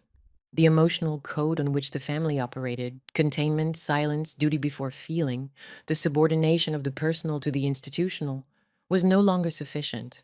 The world had changed. The family's pain had outgrown the family's capacity to hide it. And the generation that had married into the Windsors, Diana, Fergie, and eventually others, spoke a language of emotional authenticity that the older generation could not learn and would not adopt. In December 1992, the Prime Minister, John Major, announced in the House of Commons that the Prince and Princess of Wales had agreed to a formal separation. The fairy tale marriage was officially over, though the legal divorce would not come until 1996. The separation was managed with the usual institutional precision. Statements were issued, arrangements were made, the children's welfare was declared paramount. But the management could not contain the cultural shock. The most famous marriage in the world had failed, and the failure had been narrated in agonizing detail by one of the participants, in a way that implicated not just Charles, but the entire family and the institution they served. Philip's letters to Diana during this period would later become a subject of public curiosity after Diana's death, and those who saw them described a man who was trying, within the limits of his emotional vocabulary, to be helpful, but whose definition of helpful was incompatible with Diana's definition of understood. The letters were not the problem. The letters were a symptom. The problem was that Philip's entire way of being, the Exile's Code, the Gordonston Code, the code of masculine endurance and emotional economy, had been built for a world in which private pain stayed private. That world no longer existed. But even as the monarchy's public crises consumed the headlines and the institution's credibility, a quieter story was unfolding within the family's private margins. A story that involved no press exposure, no best-selling books, no parliamentary announcements, and yet would become, in the long retrospect of Philip's life, one of the most significant relationships he ever formed. Penny Knatchbull had been part of the wider family landscape since her marriage to Norton in 1979. She had settled into the rhythms of Broadlands, raised her children, managed the social obligations that came with being the Countess Mountbatten of Burma. She was, by the accounts of those who knew her, intelligent, composed, quietly warm, and possessed of a practical steadiness that did not demand emotional performance from the people around her. She had taken up competitive carriage driving, the same sport that Philip had adopted after retiring from polo, and the shared discipline brought them into regular contact at events, at practice sessions, at the informal gatherings that surrounded the sport. Carriage driving was not fashionable, it was technical, physically demanding, and attracted a specific kind of person. People who liked precision, who enjoyed being outdoors in all weather, who found satisfaction in the mastery of a complex skill rather than in the attention that mastery attracted. Philip and Penny were both that kind of person. The sport created a context for their friendship that was entirely natural within the aristocratic world they inhabited. Two people who enjoyed the same pursuit, who saw each other regularly because the pursuit demanded it, and who found in each other a temperamental compatibility that the social calendar alone would not have produced. The Knatchbull family had 3 children. Nicholas, born in 1981, Alexandra, born in 1982, and Leonora, born on the 25th of June, 1986, the youngest, a girl whose early childhood coincided with the years when Broadlands was finding its rhythm under Norton and Penny's management. Leonora was, by the accounts that survive, a lively child, bright-eyed and energetic, loved by her parents with the particular intensity that parents bring to the youngest of three. She was also ill. She had been diagnosed with kidney cancer, Wilms tumor, and the diagnosis had cast over the Knatchbull household a shadow that no amount of Broadland's composure could entirely lift. The treatment was aggressive, the family's hope was fierce. The medical team did what could be done. But the disease was relentless in the way that childhood cancers sometimes are, indifferent to the quality of the family, the resources available, the love expended. Leonora fought. Her parents fought alongside her. And the wider family, when the Mountbatten Windsor world that surrounded Broadlands, watched and waited and hoped with the particular helplessness that illness in a child imposes on everyone who loves the family. There is a cruelty in the timing of what happened next that the documentary should let the viewer feel without commentary. The monarchy was in the middle of its most public crisis in half a century. The tabloids were full of Charles and Diana. The institution was burning, literally and figuratively. The headlines were screaming. And in the quiet margins of the family in a house in Hampshire, a 5-year-old girl was dying. Leonora Knatchbull died on the 22nd of October, 1991. She was 5 years old. She had been ill for much of her short life, and the end, when it came, was not sudden. The family had known it was approaching, had been living alongside its advance for months, carrying the knowledge the way one carries a stone that grows heavier with each step. The particular cruelty of a terminal diagnosis in a child is that it inverts the natural order of time. Every day that passes is not a day gained, but a day lost. And the parents who watch it happening are forced to live in a constant state of dual consciousness, celebrating each ordinary moment, a laugh, a meal, a drawing brought to the kitchen, while knowing that the number of such moments is finite and diminishing. Leonora died at home.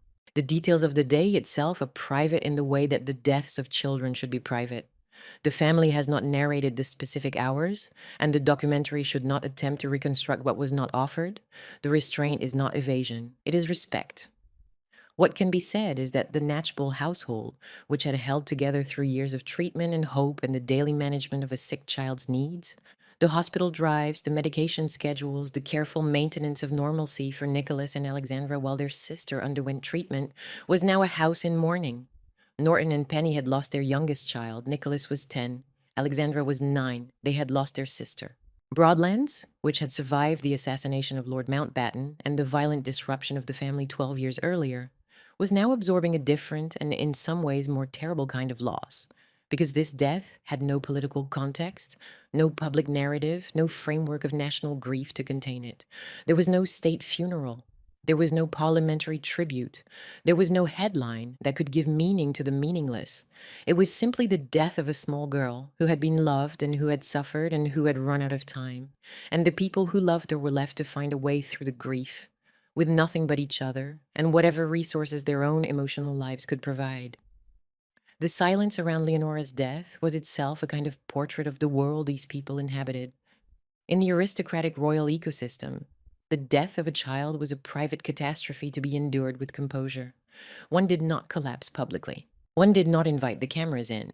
One carried on because carrying on was the deepest value the system taught. And because the alternative, public disintegration, was, in that world, a form of failure almost as feared as the grief itself. Penny carried on. Norton carried on. The household resumed its rhythms, altered forever by the absence of the center. And into that altered household came Philip, not with grand gestures, but with the quiet presence of a man who had spent his life believing that the best thing you could do for someone in pain was stand near them and keep moving. Philip's response to Leonora's death was characteristically practical. He did not arrive with emotional speeches. He did not offer the kind of demonstrative sympathy that the modern world expects from people in grief. He offered what he had always offered: presence, action, and the discipline of continuing to do things. He visited. He was there. He encouraged Penny, specifically, to return to carriage driving, not as a distraction, but as a discipline, a way of putting the body and mind into motion when the alternative was the paralysis of grief. The encouragement was not callous. It was in its own severe way deeply considered. Philip understood grief through action. His entire life had been built on the principle that the worst thing you could do in the face of devastation was stop moving. You moved, you competed, you drove the horses through the course, you endured, and in the endurance, something not healing exactly, but continuation became possible. He offered Penny the same medicine he had given himself after every loss he had ever suffered, from the exile to the accession to the death of his mother. It was the only medicine he knew. Penny accepted. She returned to carriage driving. Philip coached her, advised her, drove alongside her at competitions. The sport became the architecture of a friendship that deepened through the 1990s with a steadiness that drew, eventually, the attention of the people who watched Philip's private life for signs of the thing they had always suspected. Here was an attractive woman, nearly 3 decades younger than the Duke, spending regular time in his company at events that were informal, rural, and largely removed from the palace's gaze. Here was a friendship that had begun in grief and had grown into something that looked, from certain angles, like intimacy. The gossip columns noticed. The tabloids, which were already gorging on the Charles Diana catastrophe, noted the Duke's companion with the same investigative appetite they brought to every female figure in Philip's orbit. The familiar pattern reasserted itself. Philip was seen with a woman. The woman was named. The nature of the relationship was questioned. The palace said nothing, and the absence of denial was treated as evidence of whatever the observer most wanted to believe. But the Penny story was different from the earlier rumors, and the documentary should make that difference felt. The earlier names, Kirkwood, Cordet, Hamilton, had been figures who passed through Philip's social world and whose connections to him were episodic, circumstantial, and never publicly developed beyond the level of gossip. Well, Penny was not passing through. She was staying. She was present at carriage driving events year after year. She was invited to Sandringham. She was part of the Balmoral circle. She was, by the accounts of those who moved in the family's orbit, a genuine companion to Philip in his later years. Someone he could talk to, someone whose company he sought, someone who occupied a place in his daily life that was visible to the household and acknowledged without being defined by the family.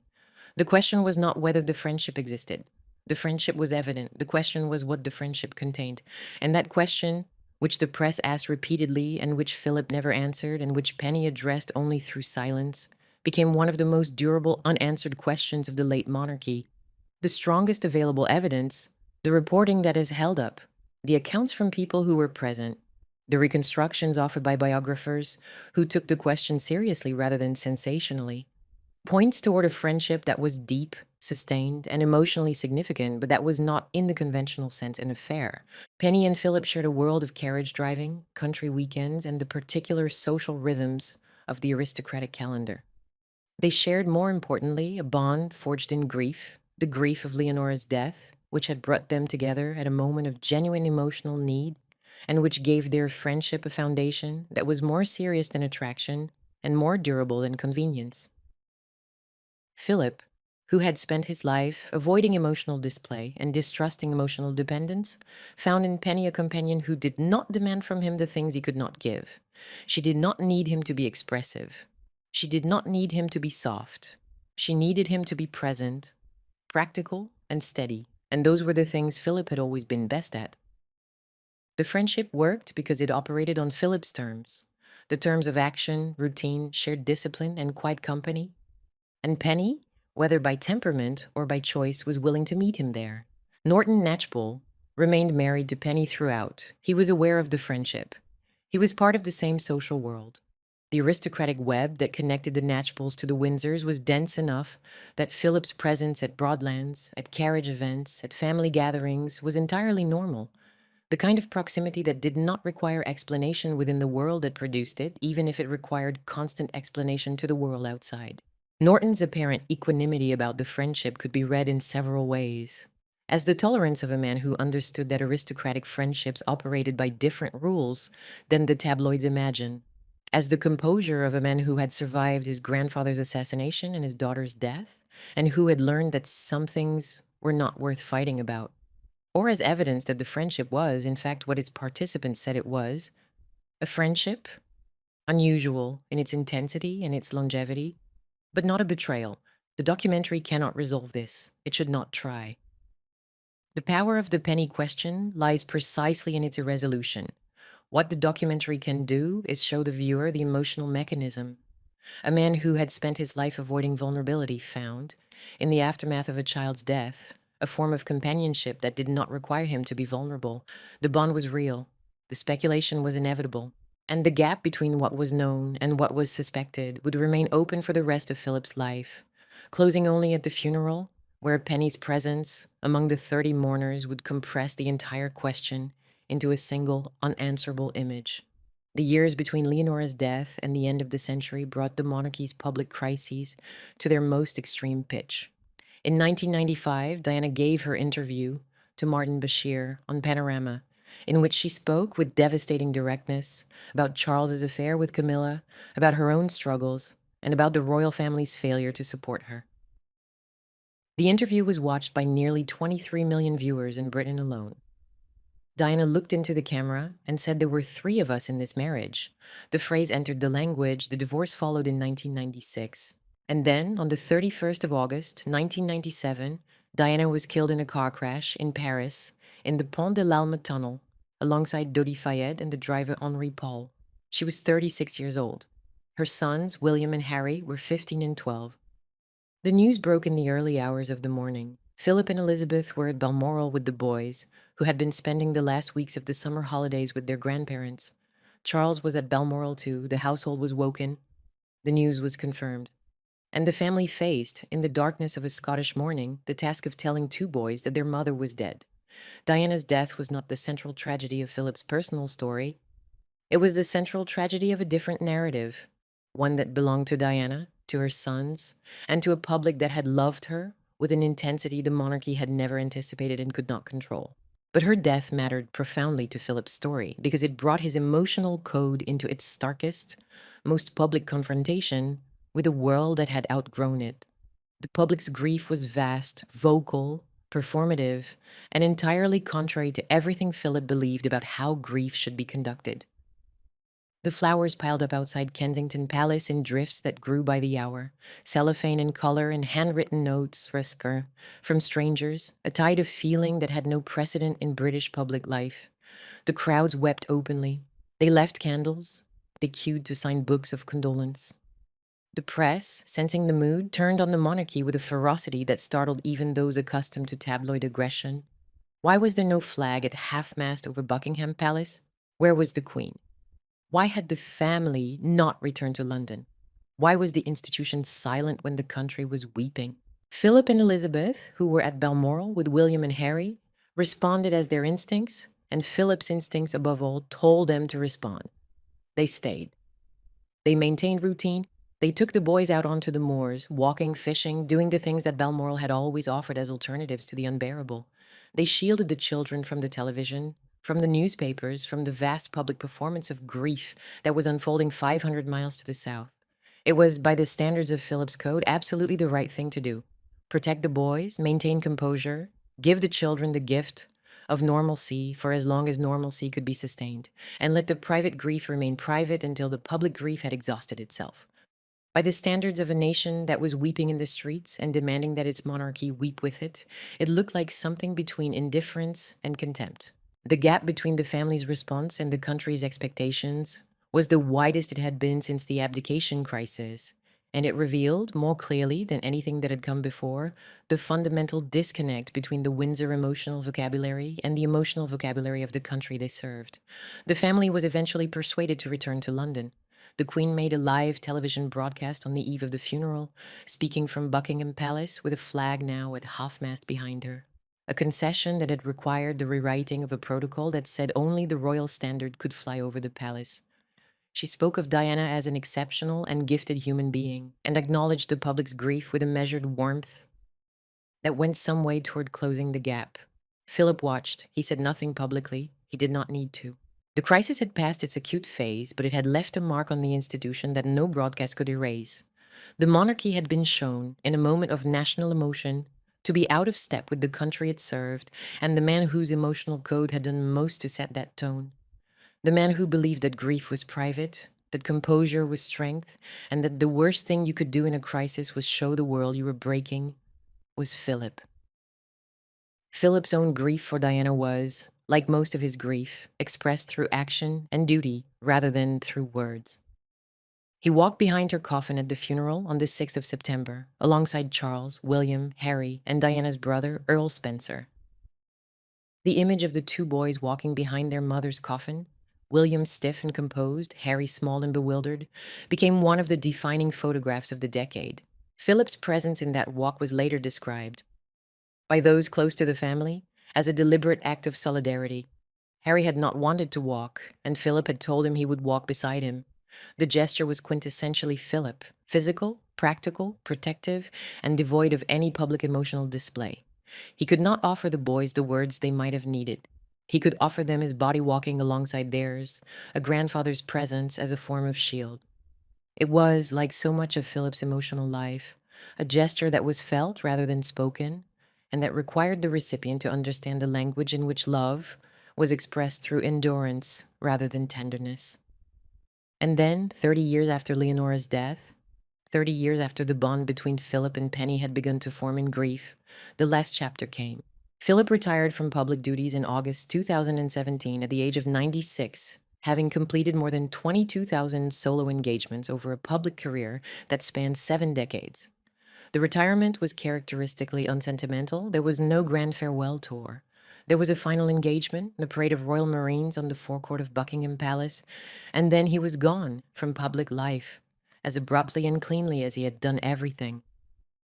The man who had once played polo with violent intensity, who had sailed competitive yachts and driven carriages through marathon courses and walked the moors at Balmoral with the long stride of someone who resented standing still, was now an old man whose body had finally outpaced his will.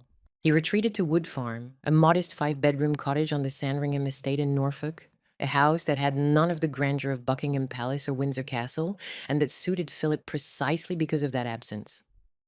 Wood Farm was his Gordonstoun in miniature, functional, unadorned, stripped of everything that was not necessary. He lived there largely alone with staff, but without the constant presence of the Queen, who remained at her residences and continued her duties. The arrangement was unusual by royal standards, but not by the standards of their particular marriage, which had always accommodated Philip's need for spaces of his own. At Wood Farm, he read history, science, theology, the kind of books that had interested him since Cambridge, where he had never studied, but where he would have thrived. He painted watercolors. He corresponded. He received visitors. He drove his carriage when his health permitted, though the drives grew shorter and the courses less demanding as the years narrowed. Penny visited him at Wood Farm. The friendship continued in the quieter register that old age demands, not the competitive energy of the carriage-driving circuit, but the simpler companionship of two people who had known each other for 3 decades and who did not need to explain themselves to each other or to anyone else. What they talked about is not a matter of record. What they shared in those final years was the accumulated weight of a friendship that had begun in the worst kind of grief and had survived into the gentle diminishment of extreme age. Philip was, by all accounts, contented at Wood Farm, in a way that the public duties had not always allowed. He was, for the first time since 1952, not performing a role. He was simply living in a small house on a Norfolk estate with his books and his paintings and his visitors and the North Sea wind that he had first encountered as a boy at Gordonstoun more than 80 years before.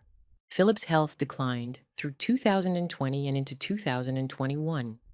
He was admitted to King Edward VII's Hospital in London in February 2021 and spent several weeks there, the longest hospitalization of his life, undergoing treatment for an infection and a pre-existing heart condition.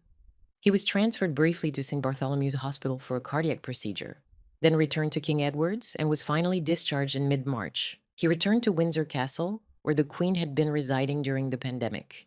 The couple spent their final weeks together there, in the castle where they had both lived for so long, and where the routines of their marriage, tea at certain hours, certain television programs, certain small domestic rituals that 73 years had calcified into something between habit and sacrament, continued until they could not. Philip died at Windsor Castle on the morning of the 9th of April, 2021. He was 99 years old, 2 months short of his 100th birthday. He had been married to the Queen for 73 years and 140 days. He had served the crown for nearly 7 decades. He had completed more public engagements than any other member of the royal family in history. And the unanswered questions of his private life, The questions about what he did in the ungoverned hours, about what the Thursday Club knew, about what the women whose names the tabloids printed actually meant to him, about what Penny Knatchbull was and was not, died with him, as he had surely intended they would. Philip had spent a lifetime ensuring that the gap between his public record and his private reality would never be closed, and in death, the gap became permanent. There would be no memoir, there would be no deathbed confession, there would be only the record, vast, productive, institutionally indispensable, and the silence behind it. The funeral was held 8 days later, on the 17th of April, 2021, at St. George's Chapel, Windsor. Pandemic restrictions limited the congregation to 30 mourners. The Queen sat alone in her pew, a solitary figure in black, her face masked, her posture the same upright composure she had maintained for nearly 70 years on the throne. The image was devastating in its simplicity. The most accompanied woman in the world, entirely alone. The family was ranked by precedence around her. The service was military spare and precisely calibrated, everything that Philip would have wanted because Philip had planned much of it himself. And among the 30 names on the guest list, the children, the grandchildren, the closest members of the extended family, was Penelope Knatchbull, Countess Mountbatten of Burma. Not a daughter, not a granddaughter, not a constitutional figure, a friend, a companion, a woman whose presence at the most restricted funeral in modern royal history compressed the whole unanswered question of Philip's private life into a single image that the cameras captured and the world could see but never fully explain. The funeral ended, the cameras withdrew. The 30 mourners left St. George's Chapel and returned to the private spaces where the family's grief could proceed without witnesses. The Queen went back to Windsor Castle. Penny Knatchbull went back to Broadlands. And the question that the funeral had posed, the question of who Philip had been when the doors were closed and the institution was not watching, settled into the public imagination as one of those enduring royal mysteries that would be debated, dramatized, and speculated about for decades, but never resolved. The immediate aftermath of Philip's death was, in keeping with the man himself, handled with institutional precision and minimal public emotion. The royal household entered a period of mourning. Tributes were issued from governments, heads of state, and organizations around the world. The Duke of Edinburgh's award offices received a flood of messages from the millions of young people whose lives the program had shaped. The Royal Navy, the service that had given Philip his identity before the crown took it away, flew its ensigns at half-mast. The public response was respectful, warm, and notably less convulsive than the grief that had followed Diana's death 24 years earlier, a difference that said something about both Philip and the country. Diana had been loved with the intensity of identification.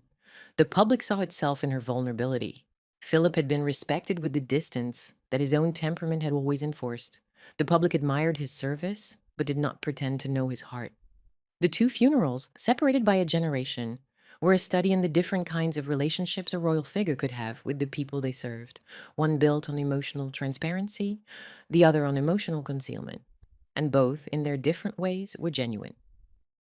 The Queen survived Philip by 16 months.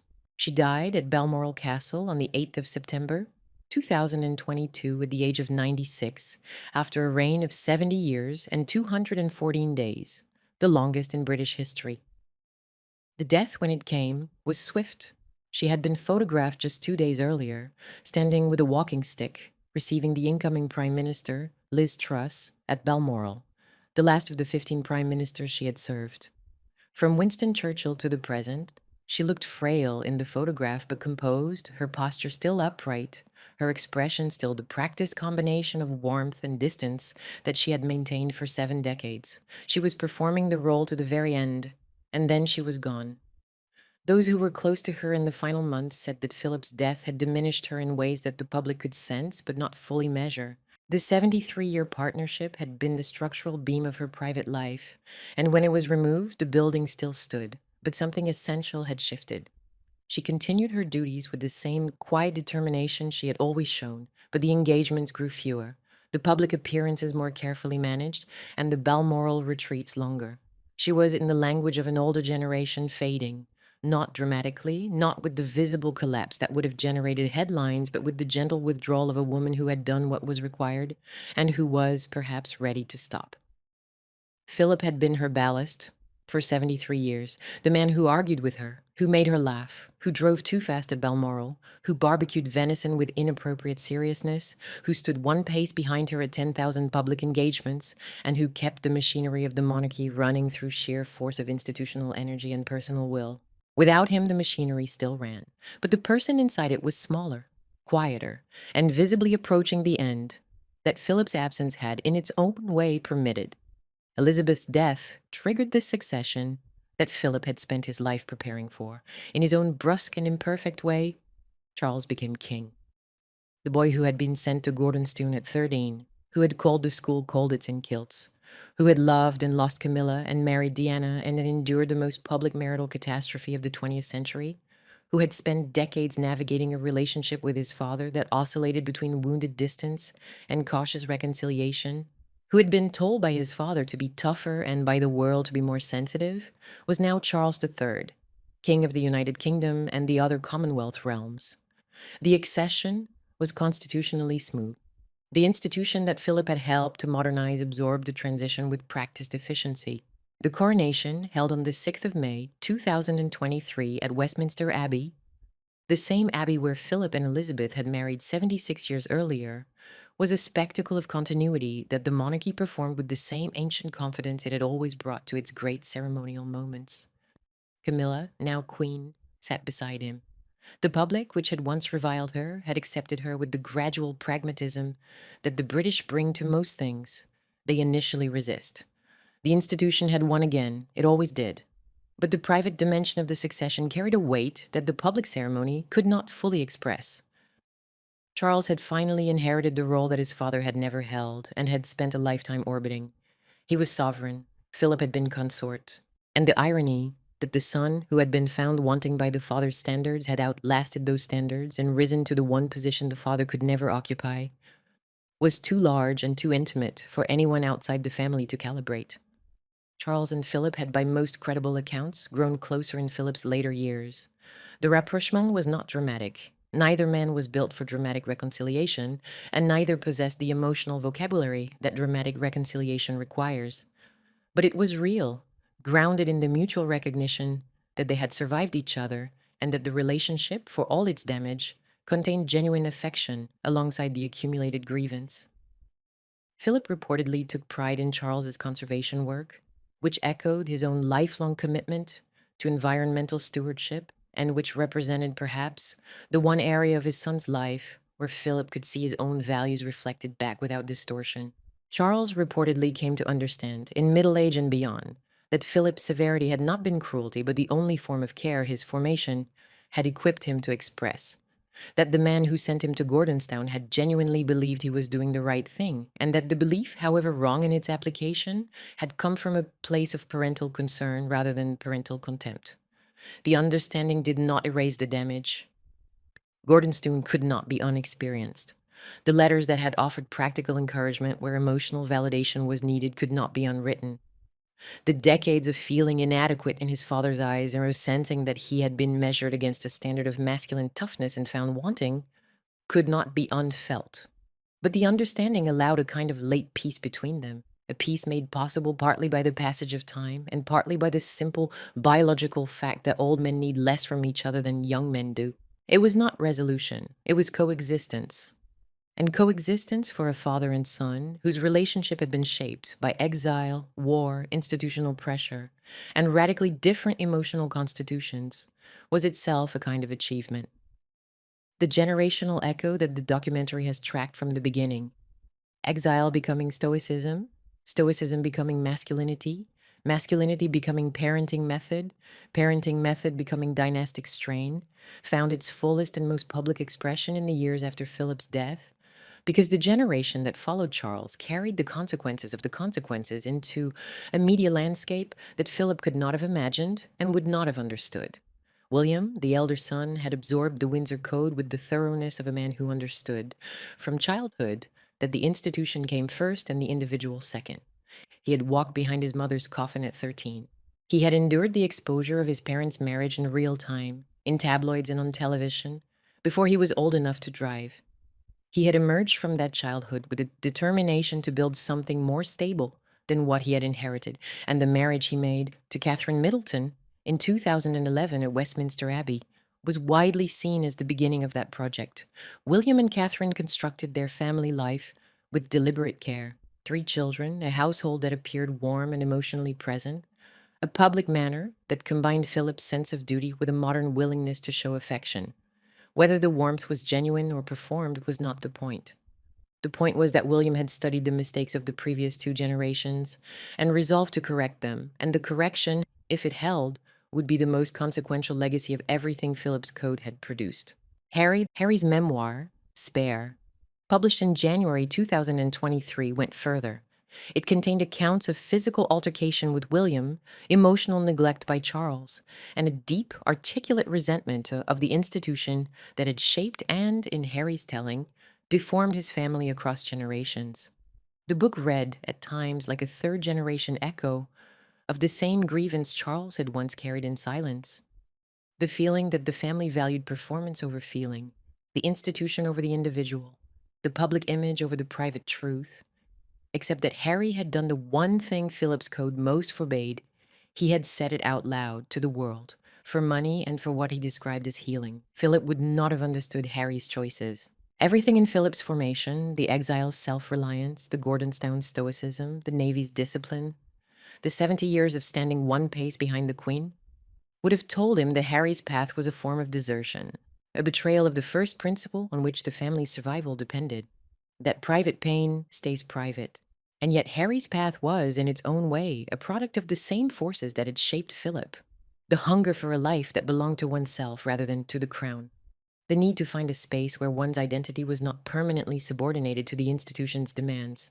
The desire to be known for who one was, rather than for what one represented. The grandfather and the grandson were, in this respect, more alike than either would probably have admitted. 2 men who needed room to breathe, separated by 2 generations worth of change in what the world permitted a royal to do about that need. Philip had sought his room within the system. Through clubs, through sport, through friendships the palace could not reach. Harry sought his room by leaving the system entirely. The method was different. The impulse was the same. Anne, who is now in her mid-70s, remains the family member most often compared to Philip in temperament and public manner. She is the Princess Royal, the hardest working member of the current royal family by number of engagements, a woman who approaches duty with the same transactional directness her father brought to it. She does not give interviews about her feelings. She does not explain herself. She shows up, does the work, and leaves. The press, which spent decades finding her brusque, has come to admire her in late middle age for exactly the qualities it once criticized, as though the country has belatedly recognized that the Philip model of royal behavior, productive, unsentimental, allergic to self-pity, has its own integrity, even if it is not the model the modern world finds most appealing. And is Philip's vindication and his memorial in living form, proof that his code could produce, in the right temperament, a life of genuine service and apparent contentment. Andrew, the third child, became the family's most visible and most damaging failure, a trajectory that would have caused Philip acute pain and that he was mercifully largely spared from witnessing in its worst dimensions. Andrew had been, in his youth, the most obviously confident of the 4 children, handsome, physically assured, a Falklands War veteran who had served as a helicopter pilot aboard HMS Invincible during the 1982 conflict.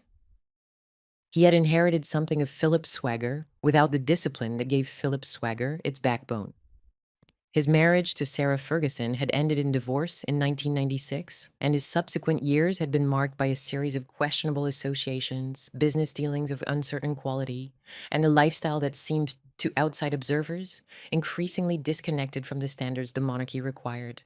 His friendship with Jeffrey Epstein, which became publicly known in the late 2010s, and the subsequent civil sexual abuse case brought against him by Virginia Giuffre, which was settled out of court in February 2022 for a sum reportedly in the region of £12 million, produced the most corrosive scandal the modern monarchy had faced since the abdication.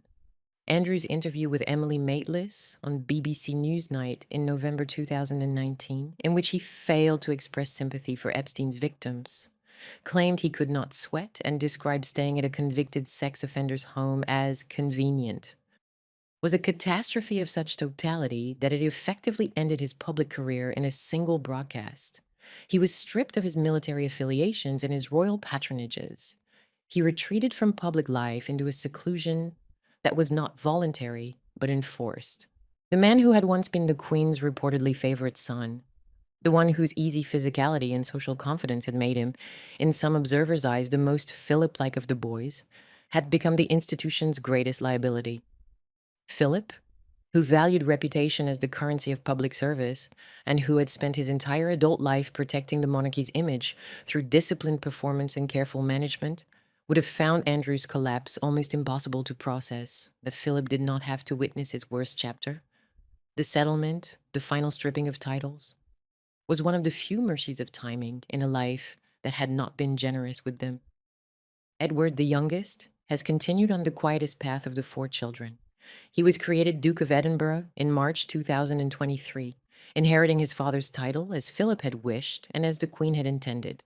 He and his wife, Sophie, now the Duchess of Edinburgh, have become reliable mid-ranking members of the working royal family, performing hundreds of engagements annually with a competence that attracts little attention and generates no controversy. Sophie, in particular, has been described by those who observe the family as one of the monarchy's most effective and least recognized assets, a woman who does the work without seeking the credit, which is perhaps the most Philip-like quality of all.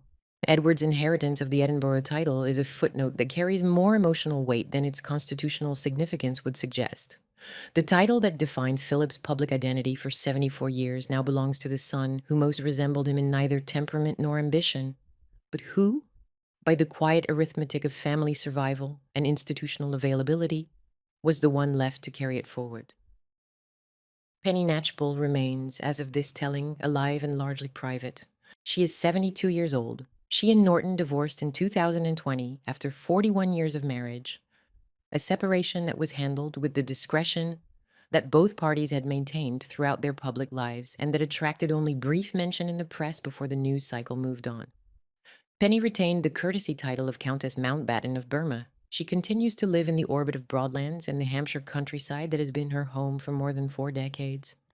The landscape where she raised her children, where she buried Leonora, where she drove carriages alongside a man who was nearly 30 years her senior and who became, by any honest accounting, one of the most important people in her life. She has not spoken publicly about her friendship with Philip. She has not written a memoir. She has not sat for a television interview. She has not sold her story to a tabloid or licensed her name to a ghostwriter. The silence is itself a kind of answer, not to the question of what the friendship contained, which remains as unanswered now as it was on the day of Philip's funeral, but to the question of what kind of person Penny is and what world she belongs to. She is evidently someone for whom the private is private and for whom the public's hunger for disclosure does not constitute an obligation to provide it.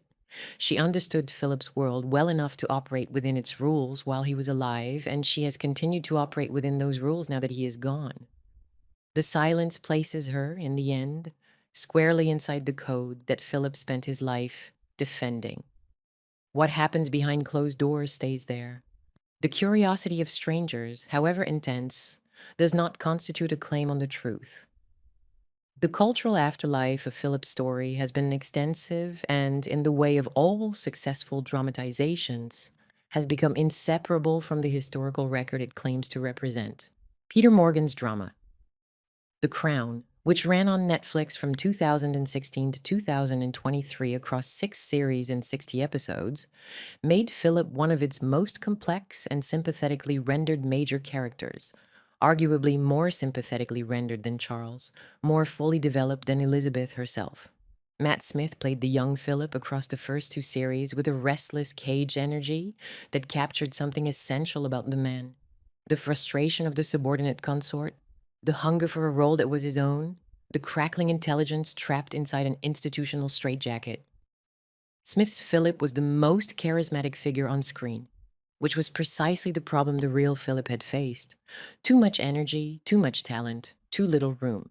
Tobias Menzies took over for the middle years, playing a Philip who had made his peace with the role, but who carried beneath the settled surface unresolved questions about purpose, satisfaction, and the private life he had built in the spaces the institution could not reach. Menzies brought a quieter register to the part. a gravity that suited the decades in which Philip's public productivity was highest and his private contradictions deepest. Jonathan Pryce played the late Philip across the final two series, elderly, reflective, the patriarch whose code had held the family together and whose emotional limitations had also helped to fracture it. Price's performance caught something that the younger portrayals had only hinted at: the loneliness of a man who had spent his life surrounded by people and understood by almost none of them. The Crown dramatized the Parker scandal, the Gordonstown decision, the Thursday Club atmosphere, the Charles estrangement, the Penny friendship, and a dozen other episodes of Philip's life, with varying degrees of fidelity to the documentary record. What it captured in its best episodes was the central tension that this documentary has also tried to honor: the tension between the man who served the institution brilliantly and the man who was diminished by it privately, between the public figure who was indispensable and the private figure who was unknowable. What it could not capture, what no dramatization can capture, was the one thing viewers most wanted to know: what Philip actually did, thought, and felt in the spaces the institution could not see. The dramatization filled those spaces with invention. The reality left them empty, and the empty spaces, as this story has argued from the beginning, are where the real Philip lived. Helen Mirren's film The Queen, released in 2006 and directed by Stephen Frears, had earlier given the public a version of Philip, played by James Cromwell, that was broader and more combative. A late-life Philip who argued with the Queen over the family's response to Diana's death, who shot stags at Balmoral while London wept, and who embodied, with unapologetic bluntness, the old-fashioned masculine certainty that the modern world found increasingly difficult to tolerate. The film's Philip was a supporting character in a story about Elizabeth's crisis, but the portrayal caught something real about the man's function within the family. He was the one who said the uncomfortable thing, who refused to sentimentalize, who insisted that the old way was the right way, even as the evidence mounted that the old way was failing. That stubbornness was Philip's tragedy and his strength. And the Queen captured both in a performance that lasted only minutes on screen, but that stayed in the memory longer than most. The Duke of Edinburgh's award endures.